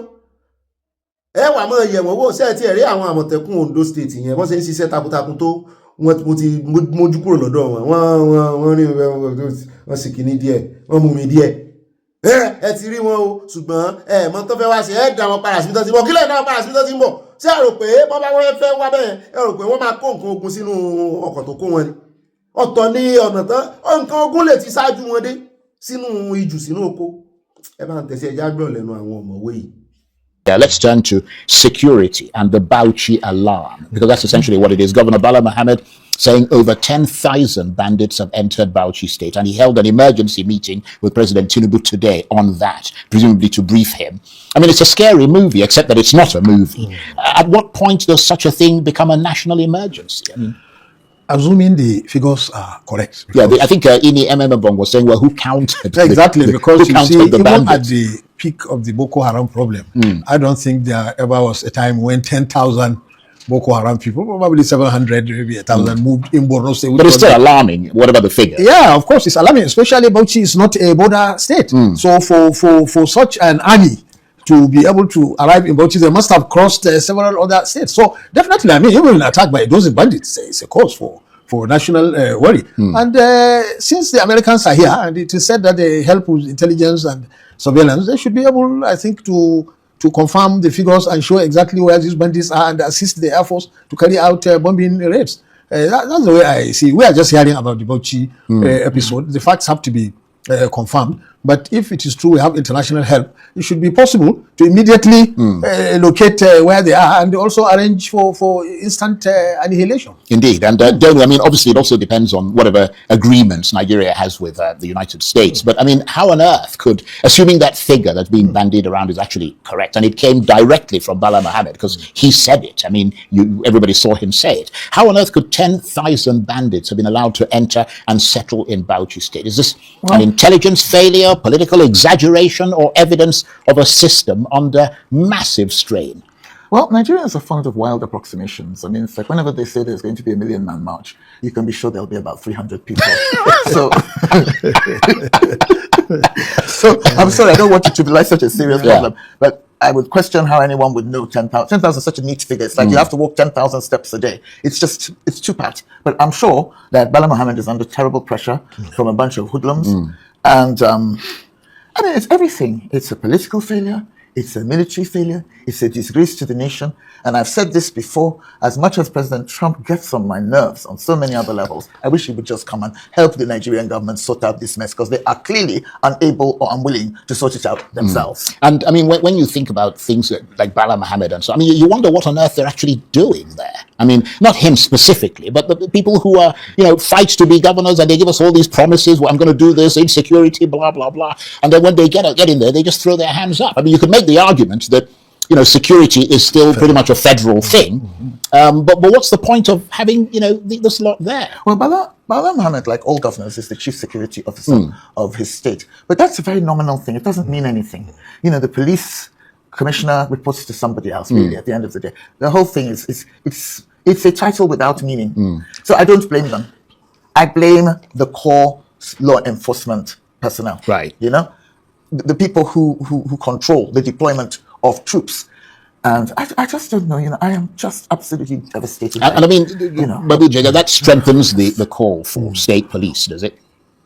Yeah, if it is handled very well, there is almost a national consensus now to have state police, although, of course, there are all kinds of misgivings. But you know what I wanted to say about the figures? People in traumatic situations always tend to exaggerate numbers of attackers. We had many cases. Just one. When Sheikh Albani was assassinated in Zaria, the man who was with him in the car when they opened fire, when he came out, he said that 20 attackers were firing from all directions at the vehicle. But the police later confirmed that there are only two attackers. So you see, if you are lying in a vehicle and they are firing, you could get the impression there are 100. Indeed. ó náà láti gbọ́ lẹ́nu wọn yìí, ṣùgbọ́n àwọn èèyàn sì ń sọ wípé bí wọ́n ṣe sọ̀rọ̀ lórí ẹ̀ yìí bí ìgbà tó jẹ́ wípé wọ́n water it down ni, bóun náà ṣe máa sọ wípé kò tó bẹ́ẹ̀, ó exaggerate ni. Tí ò bá rí kò ní sọ, àbí kí lẹ́yìn lérò lórí ọ̀rọ̀ yìí? Àbí tán bá máa kó wọn wọlé, wọn sá lè fi, tán bá máa fi kó 10,000 wọlé, kì í ṣe ẹ̀kan náà máa kó wọn wọlé. Bó ṣe aeroplane náà fi kó wọn wọlé, kì í ṣe ẹ̀kan. Bó ṣe train gan, train tó gbàjù, a rí train tí ń gba 1,000 o, train elérò double decker náà máa lọ long distance. Kì í ṣe ẹ̀kan ni ó kó wọn wọlé, yóò gbà tó train 10. Bó náà ṣe wọlé, ibo náà gbà. Orí kókó tán bá gbà wọlé lẹ́ẹ̀kan gan, níbi tán bá já wọn sí, gbogbo kókó bẹ̀rẹ̀ ni ó parẹ́ 10,000. Béèyàn ń wo bọ́ọ̀lù gan-an, àìmọye stadium tó yẹ pé kò lè gba 10,000, kì í ṣe kékeré o. Ṣùgbọ́n ẹja tẹ̀síwájú lórí ọ̀rọ̀ ti politics náà, wọ́n mẹ́nu bà bọ́n ṣe àtáàkì Peter Obi àtàwọn èèyàn rẹ̀. It is terrible in the sense that it could be a dress rehearsal for what we are about to enter. The elections have even been brought forward. We are going to have party primaries in 2 months. So there's greater desperation. Exactly. So the desperation is likely to increase. And you can imagine, these are not, the parties have not held primaries. It's not a proper campaign or anything. Mr. Obi and the other ADC leaders were paying a visit to Edo State. Who was it? Who sponsored this shooting? It is really very important for the police to immediately apprehend the culprits and identify their sponsors before this thing becomes the norm. Absolutely. And Dana, do you see this as an isolated incident or part of a broader pattern of intimidation against opposition figures? Are we seeing a sort of dangerous normalization of political violence in Nigeria? Not that that is necessarily new in this country. It's not new at all. And I don't see it as a wider pattern of intimidation and violence against the opposition. I see it as a wider pattern of intimidation against Peter Obi. There's something about Peter Obi that really rattles the APC people. From that dim-witted governor in Edo to his paymasters. Although we can't say for sure that this was an APC orchestrated attack. Let's be clear on that. I'm not saying he's the one who actually led the attack. I'm saying he was rattled enough to make certain inflammatory and threatening statements. Okay? So there's just something about him that bothers them. And I'm wondering, Fintiri, the governor of Adamawa, decamped today. Yeah, he That just makes it defected to the APC. That makes it like 31, 32, is it 33 governors who are now in APC. And yet, this one little Pitobi, who's trotting around trying to sort of raise awareness and offer Nigerians an alternative, is regarded as so threatening. They're always on him. They're obsessed with him. I have a cousin who's in the APC. Total obsession. That's all they're interested in. They're not trying to kill Atiku or anybody else. It's Peter Obi. But why do you think that's the case? Because he has an organic, he has a natural affinity with the people. He doesn't have to bribe, maim, intimidate, or do anything to get people going, way, and cheering. I've been with him in public spaces. I've been quite surprised. He really is genuinely popular. And I suppose if you have to buy popularity and intimidate it out of people or steal it or whatever, fake popularity, then you're going to have a guilty conscience and a profound envy, jealousy problem against somebody to whom it comes naturally. Yeah, that's a very... ó dáa ká má bàa pẹ́ jù lórí ọ̀rọ̀ security náà ni o. Ẹ jẹ́ wá gbọ́ ohun tí àwọn méjèèjì, àwọn àlejò méjèèjì sọ lórí ìgbésẹ̀ tí Ààrẹ Olódòdẹ gbé lórí ọ̀gá ọlọ́pàá pátápátá, wípé yíyí ìyípadà tó dé bá iléeṣẹ́ ọlọ́pàá tí wọ́n sì change arrowhead wọn, ṣé wọ́n fẹ́ reform ni àbí Lérèfé ni ká má retí nǹkan kan. Bẹ́ẹ̀ náà ni ìròyìn tí ń bọ̀ nínú abala ẹ̀ńbáráyè lónìí. Ẹ̀sùn rẹ̀ ti pàpà tó àṣírí ibi tí owó 100 million tó wọnú àkáǹtì ọmọ former IG ìyẹn Ẹgbẹ́tókun tóun àti Sowore jọ ranjú mọ́ra wọn tó di pé wọ́n yọ ọ́ lóyè. Bẹ́ẹ̀ náà ni a mú ìdí gangan àṣírí ti tú ìdí tí Ààrẹ Olódòdẹ tí wọ́n fi yọ Ẹgbẹ́tókun. Àṣírí ti tú wọ́n fi yọ Ẹgbẹ́tókun kan gangan. Àṣírí mẹ́ta ni, ìdí mẹ́ta pàtàkì ni. Gbogbo pé mo fẹ́ rè é mójútó fámìlì mi yẹn wọ́n ní kò jọ. Ṣùgbọ́n níbẹ̀ jẹ́ àkọ́kọ́ gbọ́ lẹ́nu bàbá yìí wípé ibi tó ti sọ pé ààrẹ Tinubu gan ní ìdí láti ṣàlàyé explain fún àwọn ọmọ Nàìjíríà ìdí tí wọ́n ṣe yọ IGP nígbà tí táàmù ẹ̀ àwọn náà extend táàmù ẹ̀ pé excuse tán fún wa yẹn pé is a flimsy excuse. It was so sudden. And the presidency never gave an explanation to the public as to why that change was necessary, because Ẹgbẹ́tókun was supposed to have retired, having attained the age of 60 years, but he was given, I think, a four-year mandate to serve. They changed the law, basically. The law was basically changed to accommodate that. And then in the middle of it, he was suddenly removed. And what was announced was that he is resigning for some personal reasons. Now, that's not good enough. To remove the top policeman in the country, you should better tell us what happened. If he did something wrong, let us hear about it and have it in our minds so that the next person does not do the same thing. Otherwise, of course, the appointment of Assistant Inspector General Diso as the acting IGP has now led here to the retirement of all the DIGs and all the AIGs that were senior to him, 28 of them according to her. That's not a very good thing, because in the middle of the security problem that we have now, you need all those people. Exactly, you decapitate the police. Although it has been the tradition since 1999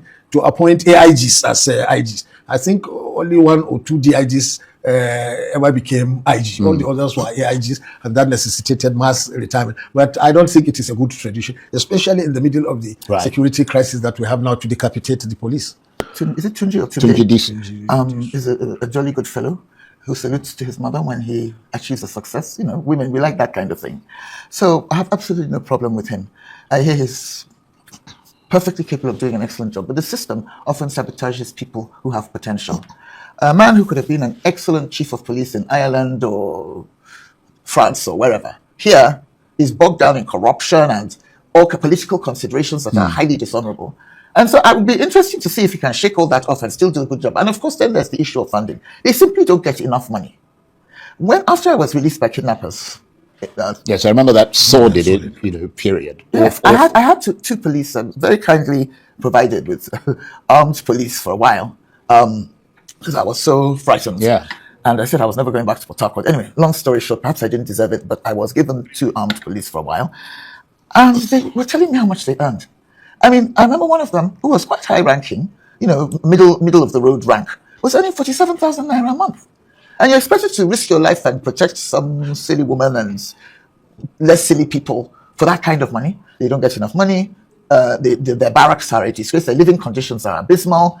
So I just don't know how the British call it making a silk purse out of the sow's ear. I don't know how anybody is going to turn the Nigerian police force into a great force, given the ramifications and the undercurrents and the realities of the financing and the political people you have to answer to. I mean, can this turn around really to Tinubu in next January and say, no, I'm not going to help you rig this election? Sorry, babes, it's not happening. Can he really say that? Because in foreign countries, you can. Ó dáa náà lẹ́ti gbọ́ yẹn iná ẹ̀ wo àlàyé ẹ wo gbogbo bọ́ bá sì bá wa ṣe in-depth analysis lórí ọ̀rọ̀ èmi náà ń já lu o láàrin o ṣùgbọ́n gbogbo ilé ìtàn wa sọ iná ọgbọ́n wo ọ̀nà wo la fẹ́ gbé ìgbà tó bá jẹ́ pé 10,000 Boko Haram wọ ìlú ìlóòótọ́ ọmọ ogun mélòó la ní àwọn ọlọ́pàá mélòó la ní tí 10,000 tán fẹ́ wá dojú ogun kọ state of Nigeria tí onímọ̀nà fíkì yẹn sọ̀sọ̀kú sọ lánàá ààrẹ olódòdẹ ó ti hand over sovereignty fún USA ọ̀dẹ̀ amukun mẹ́kọ àbìfún ràìràì amẹ́rì bàbá ni mò ń bá wí so kí Nàìjíríà mọ́ béèrè help kọ́ béèrè help gbogbo ọ̀rọ̀ tí defense headquarters sọ èmi ò kó jẹ́ o mi ò kó jẹ́ rárá wèrè la fi ń wo wèrè tí nǹkan bá ti dàrú báyìí ẹ wà torí wípé jurisdiction yìí ò dé state kí ni túmọ̀ federal ṣé federal lè ṣe Àbújá nìkan federal ni Àbújá fúnra ẹ̀ gan state kan ni nínú state and capital lóòótọ́ federal capital ni ṣùgbọ́n state kan ni so nìkan wá ní capital àbí kí làwọn ológun sọ fún ẹ ṣé bí state ló make up federal Àbújá nìkan capital ṣùgbọ́n so nìkan ni federal ṣé bí gbogbo state ló make up federal a federation of states so by that extension ó kàn dàbí kákẹ́gbẹ́jọ ní ìsìn ká ní ẹgbẹ́ alárùbọ̀ for example èmi ẹ̀yin àwọn ọkùnrin ẹgbẹ́ alárùbọ̀ ọkùnrin kákẹ́gbẹ́jọ ẹ ti rẹ̀ mú fẹ́ analysis ni bàbá kí gbogbo àwọn ọkùnrin wà ń bẹ̀ káwá yan olórí kó ní kálukú náà káwá yan olórí kan ṣoṣo fún gbogbo wa ká tún wá yan àwọn olórí lẹ́ka pé ẹ̀yin àdúgbò ilẹ̀ ń gbé ẹ̀yin lẹ́mọ̀ sọ lórí ibi ẹ̀yin àdúgbò ilẹ̀ ń gbé ẹ̀yin lẹ́mọ̀ sọ lórí ibi káwá ní bí àdúgbò 12 bí ọmọ ẹ̀yìn Jésù kéèmì wá jẹ́ irọ́ èmi kan kí bàbá wa Olúyọmí Rotarian kan wá jẹ́ olórí káfàtà kan yòókù wá jẹ́ àwọn olórí ní ẹ̀ka tán pé wọ́n sí kí task force tí bàbá wa Olúyọmí tán dálẹ̀ ní federal lókè lọ́hùn káfàtà fẹ́ káfi pé bẹ́ẹ̀ kí wọ́n wá sọ wípé federal làwọn nìkan làwọn wà o àwọn ò ní mójútó kíní o síbí gbogbo olórí ni ó wà mọ́ rìpọ́ọ̀tù fún yín ebọ́wọ́ yín náà ti wá gba location ebọ́wọ́ federal náà ti ń gba location ebọ́wọ́ federal náà ti ń gbowó security vote nkí ló wá dé tí federal military wà nílé ìmójútó state tó sẹ́ẹ̀sì mọ̀ wípé bẹ́ẹ̀ bá mójútó wọn á báṣẹ́ ẹyin jẹ́ ṣùgbọ́n wọ́n ti ní NSA ló mójútó wọn o kí wá níṣẹ́ NSA náà àti ẹ̀dùpẹ́ lábẹ́ NSA náà ní ọ̀tẹlẹ̀mú bọ́dá akínílé mi gbé mú kíra fún bọ́dá díọ́lá yóò yẹ kò ní yẹ ẹlẹ ẹ ṣe bẹbẹ gan ẹ gbìyànjú fún wèrè tẹ́tí ẹ mú ní Kogi yẹn àtẹ̀nvárùn tó ń dá wàhálà alẹ̀ ẹ wo iná fẹjú tó wàhálà dé nítorí tó bá jẹ́ lóòótọ́ ní 10,000 Boko Haram náà wọ Nàìjíríà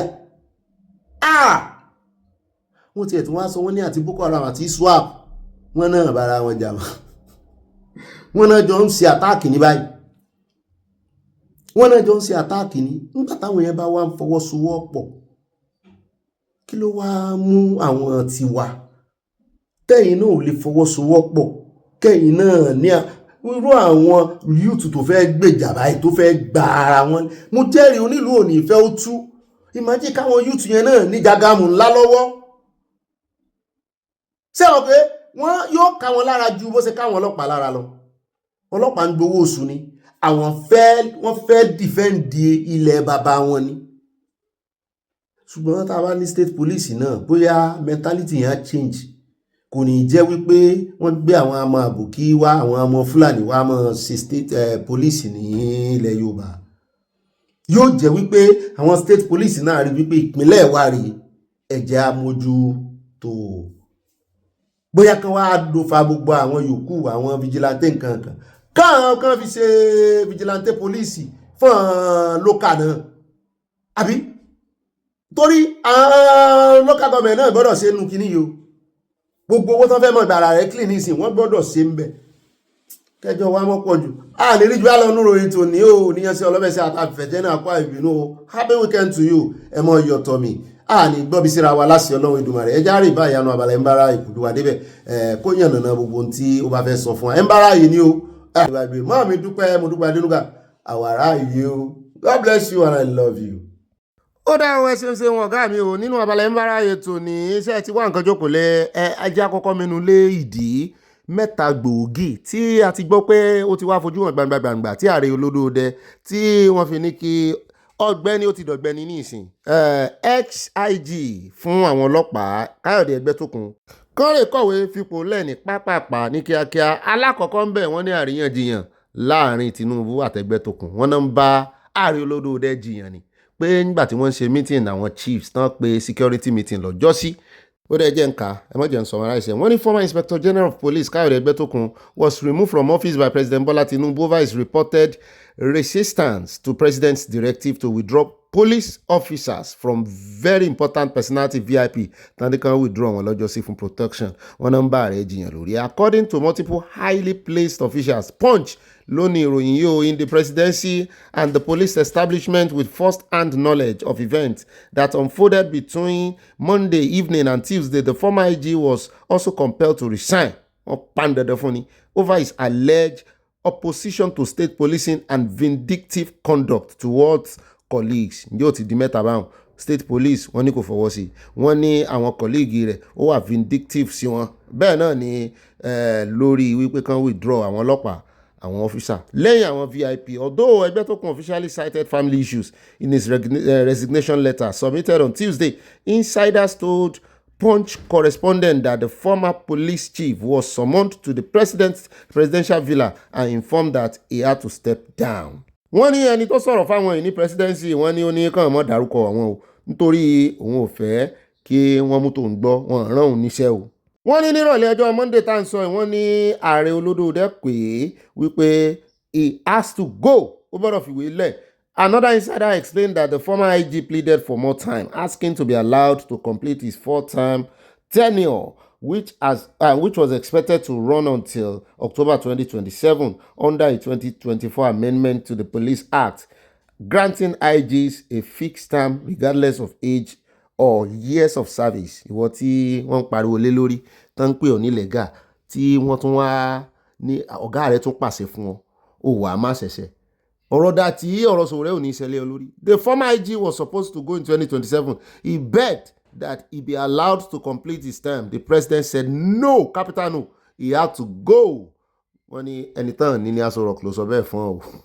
The most immediate trigger, presidency sources said, was Ẹgbẹ́tókun's handling of November 23, 2025 presidential directive ordering the withdrawal of over 11,000 police officers from VIP protection duties for them to be redeployed to communities plagued by kidnapping, banditry, and terrorism. Ṣùgbọ́n ìyẹn ò kan Ẹgbẹ́tógun owó tán rí ń bẹ̀ ló ràn mọ́ lójú. An official in the presidency told our correspondent that Ẹgbẹ́tógun did not merely drag his feet but pushed back directly against the president during a meeting with security chiefs, arguing that businesses leaders and senior corporate executives needed police protection. One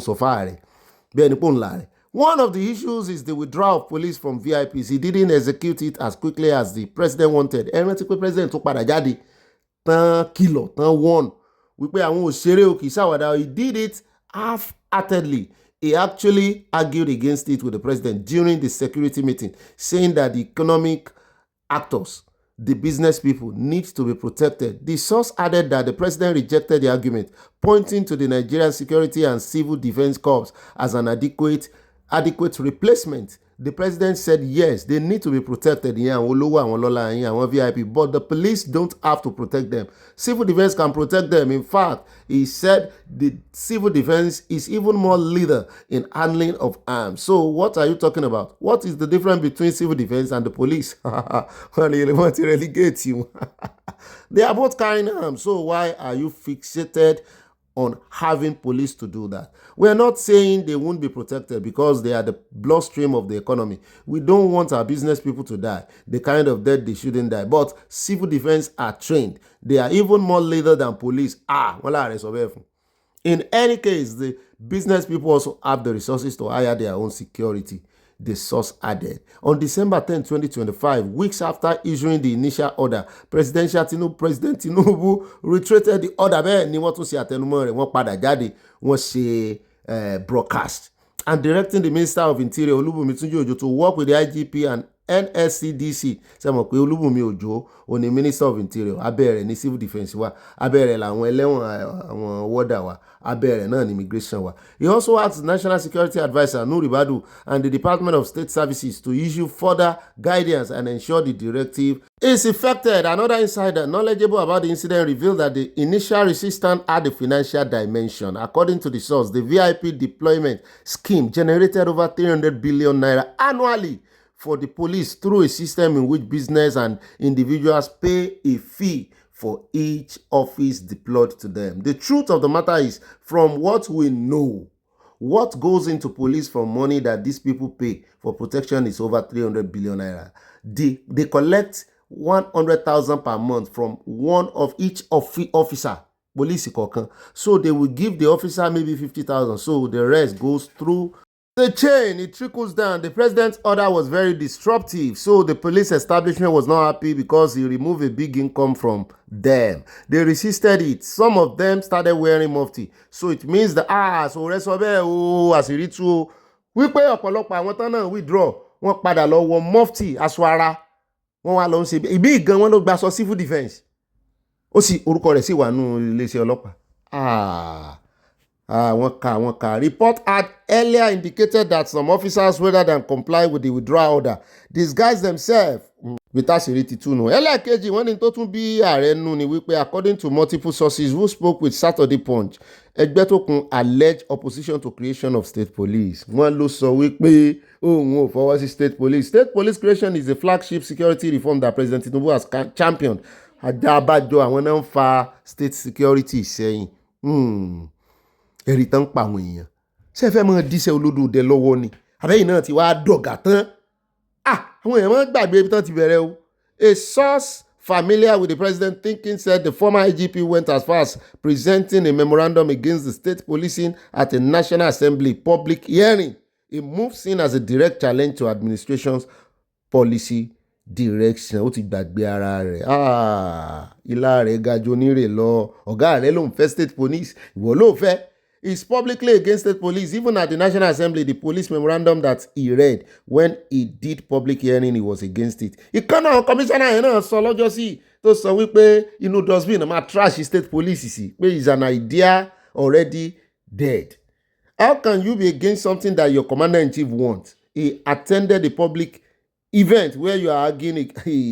He cited the timing of Ẹgbẹ́tókun exists. I think just hours after the former IGP was summoned to the villa on Monday evening, President Tinubu had told state governors at an interfaith breaking of fast that the establishment of state police will not be postponed. Kí bọ̀dà dísù kan yá gbọ́ ohun tí ẹ̀mí ń sọ. Without it, farmers cannot flourish.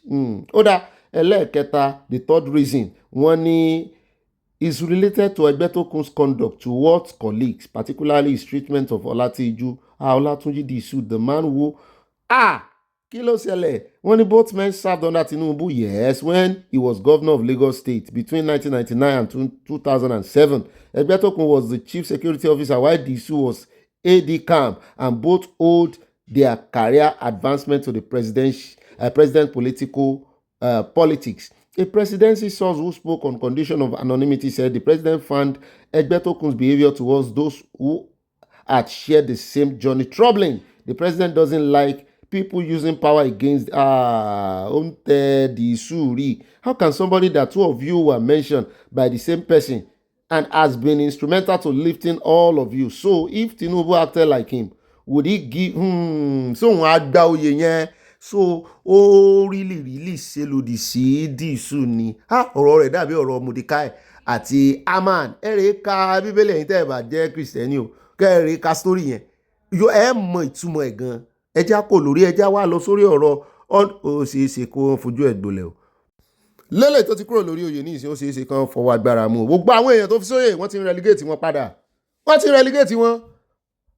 ẹ jẹ́ wá lọ sórí ọ̀rọ̀ 100 million tí Sowore tó fẹ̀sùn ẹ̀ kàn wípé owó àkáǹtì ẹ̀ ṣe eré lẹ́yìn tí sẹnu belebele lọ́jọ́ tí tó wá ń sọ̀rọ̀ àti ìmọ̀ bóyá relegate òun náà ṣùgbọ́n Sowore àtàwọn èèyàn rẹ̀ àwọn náà ṣe agbátẹrù fọ́nrán tẹ̀fẹ́ wò yìí. 100 million naira gone, and the trail allegedly leads straight to the son of Nigeria's most powerful police officer. This is not a rumor. This is not speculation. This is a story that has rocked the Nigeria police force to its very foundation. And today, February 24, 2026, the consequences have finally arrived, and they are massive. Let us start from the beginning, because this story did not happen overnight. It was September 2025, Anambra State, a state under immense security pressure, battling violence, kidnappings, and a fragile peace. That state had a highly sensitive account. It was called the Anambra State Security Vote Account, domiciled at Sterling Bank. That account exists for one reason only: to fund intelligence operations, emergency security responses, and the protection of lives.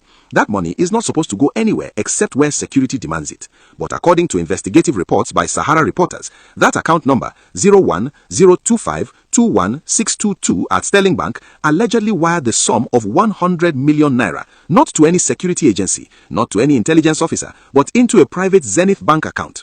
And who does that Zenith Bank account belong to? A man named Victor Adewale Egbetokun, the son of Inspector General of Police Kayode Egbetokun. Now, pause right there. Victor Egbetokun is not a police officer. He holds no known government position. He is not a civil servant. He has no recognized role in any security body in Anambra State or anywhere else in Nigeria. Yet, 100 million naira, meant to protect ordinary Nigerians from criminals, allegedly found its way into his personal account. When Sahara reporters broke this story on January 19, 2026, the public reaction was immediate and furious. Nigerians wanted answers. They wanted investigations. They wanted accountability. What they got instead was something far more troubling. Rather than ordering an open inquiry into where that money went and why, the IGP's camp went on the offensive. And the person allegedly driving that offensive was a woman named Bukola Yemisi Kuti, a principal staff officer at the Nigeria Police Force headquarters. Sources described her to Sahara reporters as someone who had essentially taken control of operations at police headquarters, directing postings and managing the IGP's affairs in ways that went far beyond her official role. It was Kuti, sources alleged, who pushed the legal strategy to silence the journalists and activists reporting on this story. She allegedly walked straight into the office of the Force's Director of Legal Services, AIG Emmanuel Ade Aina, and pushed for lawsuits to be filed against journalist Omoyele Sowore and Sahara reporters. The goal? To get court orders that would stop them from calling Egbetokun an illegal IGP and from reporting that 100 million naira went into Victor's account. And those court orders came. Justice J.O.E. Adeyemi Aina of the FCT High Court in Abuja granted interim injunctions in 3 separate suits. Victor Egbetokun himself was listed as a claimant. The IGP was listed. Bukola Kuti was listed. All 3 obtained orders restraining Sowore and Sahara reporters from publishing anything about them, their families, or the 100 million naira claim. Press freedom advocates were outraged. Instead of facing an investigation, the police leadership was using the courts to gag the press. Sowore, never one to back down, immediately went public, calling the development disturbing and describing it as a deliberate attempt to suppress the truth. ó náà lẹ́tí gbọ́ yẹn o tẹ́ bá ń gbọ́ kí ló fa ìdí abájọ ṣùgbọ́n ọ̀rọ̀ wàhálà tí wọ́n nìyẹn Sowore náà ló lè kojú wọn àwọn ọmọ nǹkan kan ń pa ẹ̀ kán rè kojú ara wọn ẹni tí Sowore bá fẹ̀sùn kàn kó ṣe kí ni kó rè fèsì Sowore yóò bẹ̀rù rẹ níbòde o olè òní gbé Sowore ti di eegun ẹja panla ẹja igun sí wọn lọ́rùn.